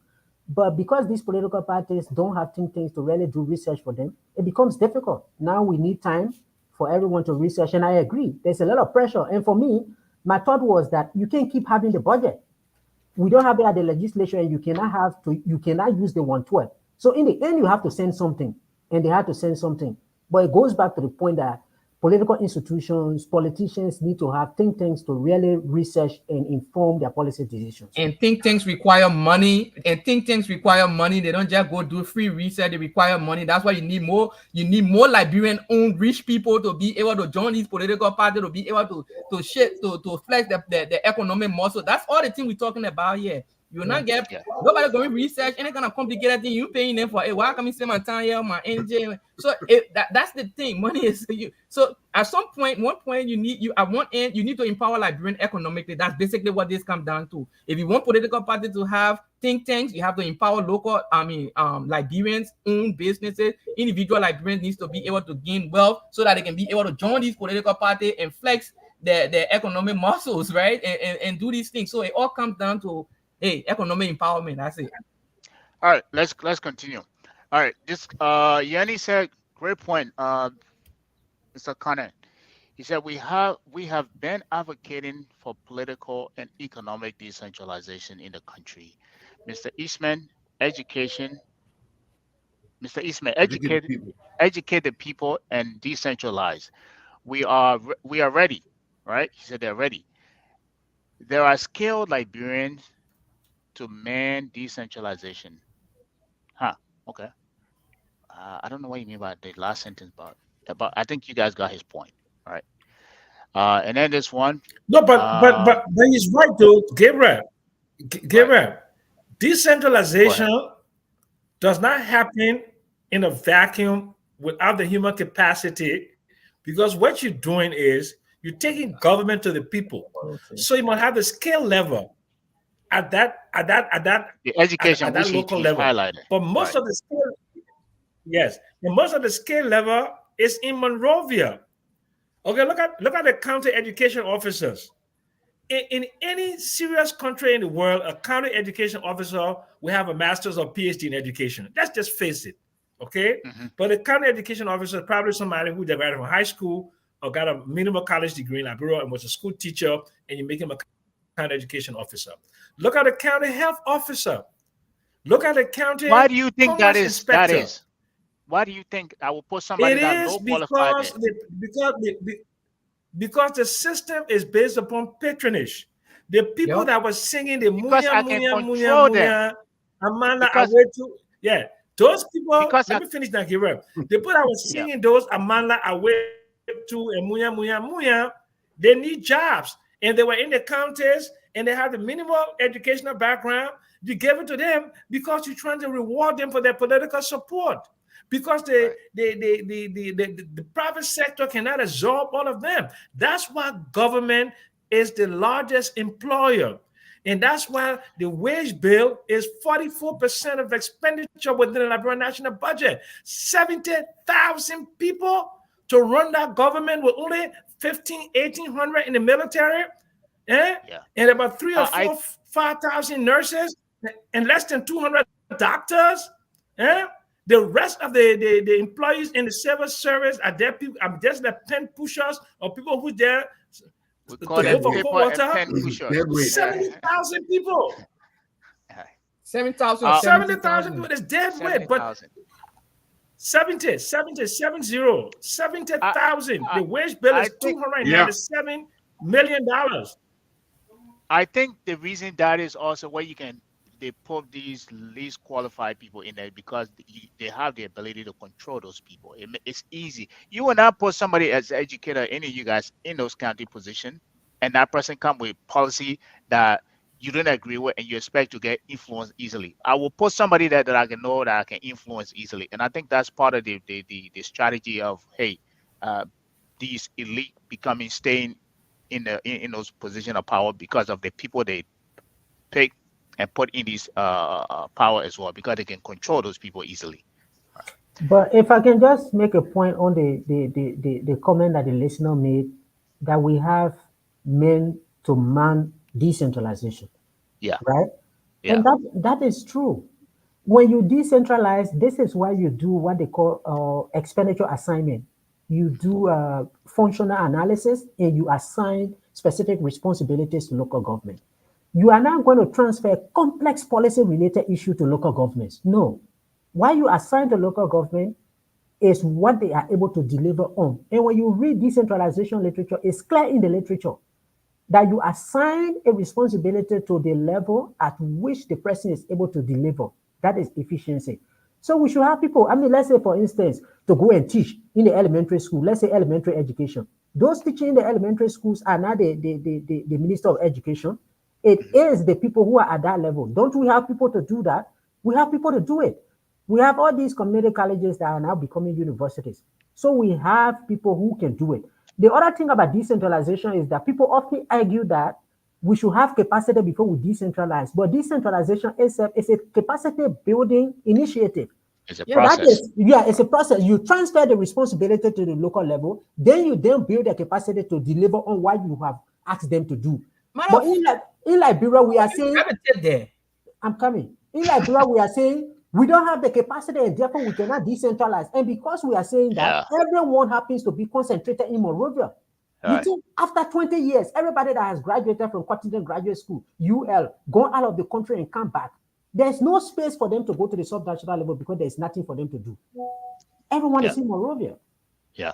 And that's All why the right. country have Let's now, that's the country can't develop because everybody is in Monrovia. And nothing is at the county, they only 200,000 there every year in the budget. They say county let's development from before it reach there, they already finished. let's continue with the comment. I think we got 15 minutes to wrap up. I don't want us Yeah, to go but over the three. gentlemen, excuse me, okay, I'm gonna Yeah. take leave now because I've been here for more than 2 hours, man, and I Yeah. have to Yeah. go take care of some family matters. I want to thank you all. My gosh, it was really nice being here, and I'll come another time. Hopefully, the next Yeah. couple of weeks I'll come back and let's do it again. But listen, I have to leave, and God bless you all, and God bless Thank you. Liberia. Thank you, Sam. Percy, Well, nice to see you I'll again. reach Okay, out to you. Nice Don't to see forget you, to Pop send us Jake. that report. okay. All right. All right, guys. I want us to wrap up in the next 15 minutes because I think we've been here for too long, and I agree with Sam. Um, this commenter is agreeing with you, Percy. He said you are. He said this guy swore on the show. Oh, he said no, he didn't swear. He said you're done right. I agree with you. There is a law already. It was enacted during the Salif administration, but the lawyers parked parked at the inter parked at the international affair. The internal affair. Moravia, right? Internal affair. He said Moravia has been Liberia since independence. Yup. That is true. Other counties aren't counted. He said, "Go, Percy. You got a cheerleader too, all right? Not Sam alone." Uh, and Sam Wallow here again. Man, this guy. Um, Yeah, right at the airport. he said when you arrive in at the airport in Kigali, in Rwanda, you are walking down the staircase. There is a welcome message that reads, "Welcome to the land of the doers." You need to bring Sam Oh on this show wow. to be one of your panelists. Yeah, I will. I reach out to him. That is something Liberia can learn from, right? Too many Liberians talk a good game and not and do nothing. Okay, I agree. I just Thomas is one. right. Yup. Yeah, he said Thomas is right. Um, climate change is a hoax. Forget it. This guy. I will without saying anything. He's a Trump supporter. I will. River says I will call you a Trump supporter already. You can come Go after to me. D12 fee. If climate change is a whole, go to D12 when you eat Liberia, go to D12 and ask the people when they used to start the play. But let me just make a point to on that comment. Yeah.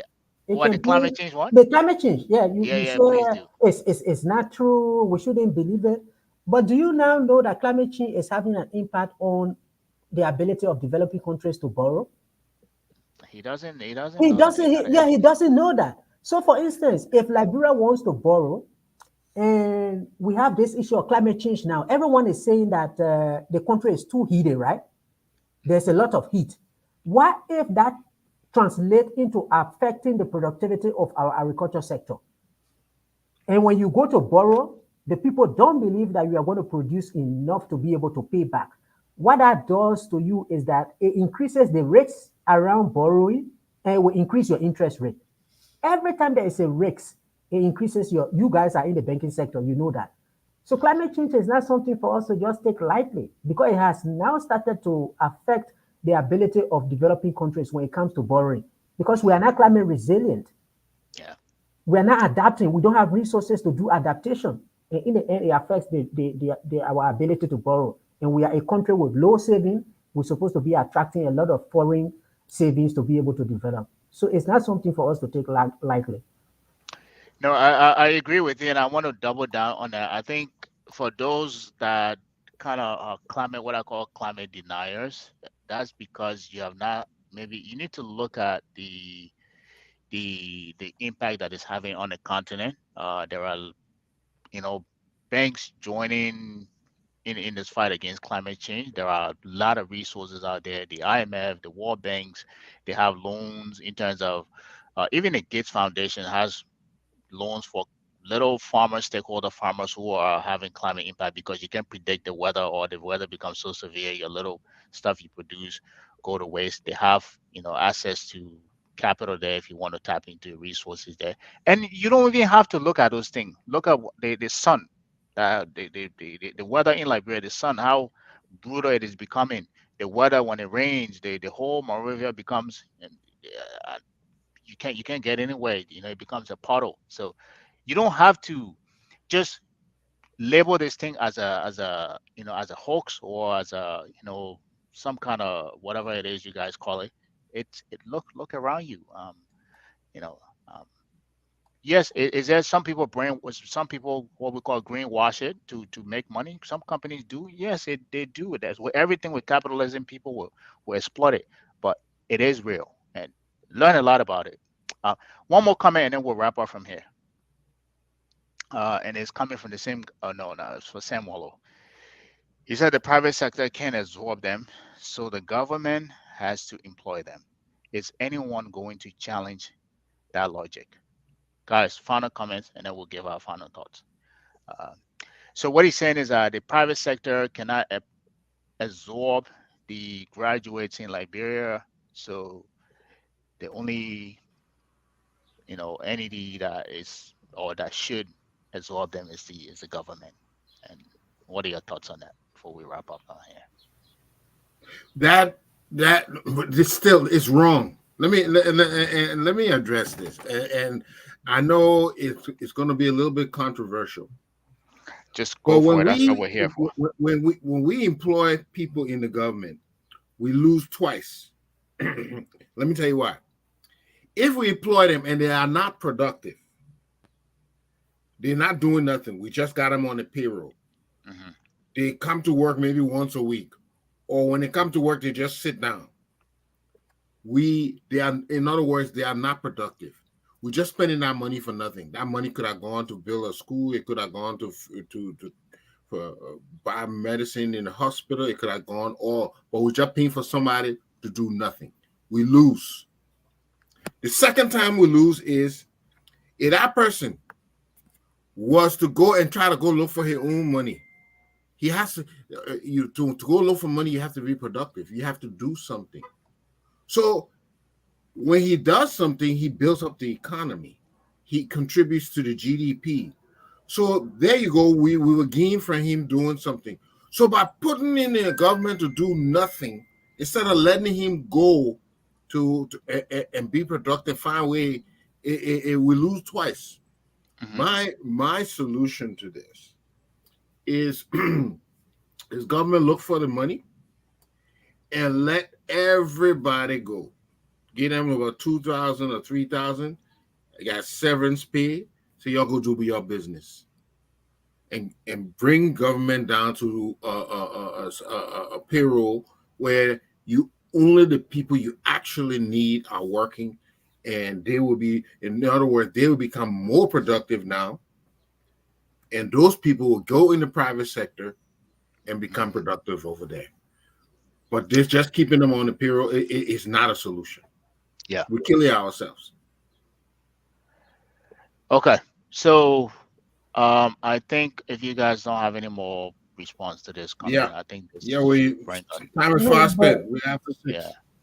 Yeah. the point of that is that this is what we've done for 20 years and we've Yeah. not really made progress.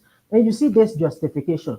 Oh, there's no job in the private sector and therefore let the government employ them. And then we get to a point where the only way the government of Liberia is assessed to be functioning is to pay civil Hmm. servant salary. That's That it. is that is once you pay the civil servant salary, then you are a government. You are Hmm. working. And in the end, Yep. everybody is just looking for money to pay the civil servant salary because once you miss the deadline, everybody say, "Oh, you've not paid civil servant," it means you are not a government.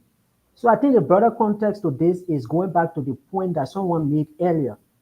The way the private sector will grow in Liberia is for the government to grow the private sector. And it shouldn't be Yeah. seen as a favor.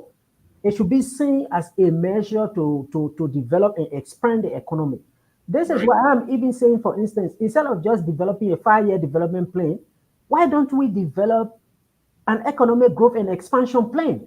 Let's really critically think about how do we grow this economy and create jobs rather than just doing a 5 year plan that will bundle everything in there, gender, growth, health, and everything.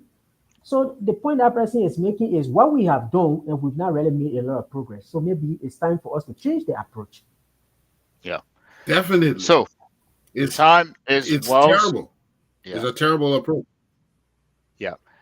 I think we've been almost 3 hours on the 3 hours mark. So we've talked a lot. I think we kind of went off tangent a little bit and on the political side, but I think it was warranted given the conversation that we're having. But I was focused for today was to look at how the central bank can be a tool for job creation, and I think you guys did a great job in terms of looking at some of those tools and resources, even if you look at it from a limitation standpoint. Um, but I think, for me, I always look at, you know I want to look at this thing from a because that's the only other way you can look at it. To look at it as, hey, now that we're here, what can we do? What can we do? Even if it's step by step, right? You know, we can run, yeah, but how can we start crawling before we can stand up and start walking? Before we say, hey, we can start jogging, and we go into full spring mode, right? So, with your final thoughts, I want you guys to maybe, and I think Connor, you do a great job in terms of looking at the the policy side of things in terms of trying to mesh the two. I want you guys to look at, based on where we are, what can we do? And I think I asked you guys this question, but what are some of, not just the challenges, but how can we take those baby steps to at least put ourselves on the path that we need to be on? But Because we but cannot Gabriel, continue to make yeah. I think we need to keep that for next week. Oh. We way overboard. Yeah. No, no. I mean, I just want to hear everybody's final Let's thought. I know invite we're them way back overboard. next week Right. and let's hear their take. Because right now you got our producer is telling us we are way overboard. Yeah, well, way overboard. Sometimes the conversation warrants that. You can. We got to do All it right. in pieces So, for the audience sake. We had right. 150, they're going down to 26.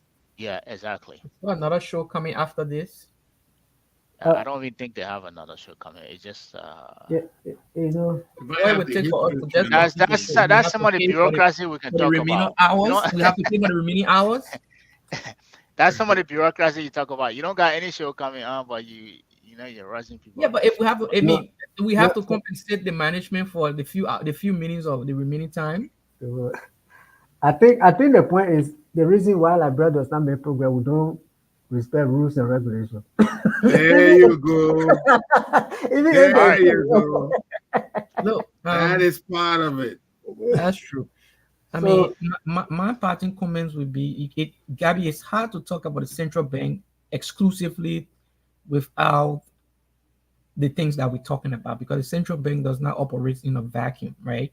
When you talk about the central bank, you have to talk about governance, you have to talk about the broader economy, but you have to hit the fiscal side also. There's a lot of things that the central bank touches a lot of different parts of Liberian life, right? So as an institution now, so it's hard to just have an exclusive conversation and with just the central bank as an institution and not talk about the other things that makes it the institution that it is, right? So that's why the nuts and bolts issue that we're talking about in terms of identification of assets and individuals and all those different things, the development of financial markets and all those things that encompass what the central banks come to have been identified with, it's kind of hard to have those discussions at an elevated level when the foundational issues are still at stake. And so that's why you see the conversation often veer off into these different side conversations, Silos. because it's very hard to have that conversation exclusively without touching on those things, because they are also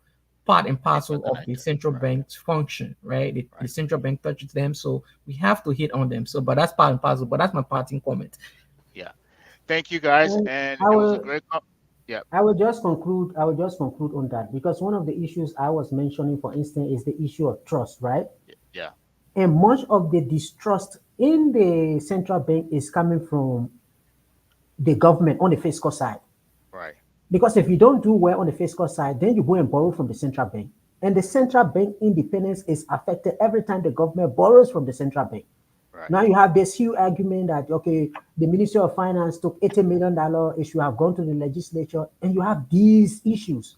So, like Percy was saying, we can discuss the central bank. It has its own role, Hmm. but the broader governance framework, if we build the architecture for it, and then the bottom line is just to empower people. I mean, Hmm. economically, when people are empowered, we pay our taxes. We don't want to borrow from the central bank. They can do their independent work, no Hmm. political influence, and then we can be able to move forward. So, Yeah. I mean, if we are caught with time, hopefully next week there is another time we can dive into it. But the Yeah. problem is the Liberia problem is so complicated and multifaceted, you can discuss one. By the time you start, then you go into another time, and you keep rolling over time, and then they tell you your time is over. So it was a Yeah. pleasure. Thank you very much. No, thank you all, and thank Sam, and thank all of you for listening. I know we supposed to be an hour 30 minutes, but we went over. I enjoyed the conversation as always. Hopefully, you guys took away something that we as much as I learned, and um, thank you for watching, and we will see you here next Saturday same time. Ciao. All right. Ciao. We all are be right.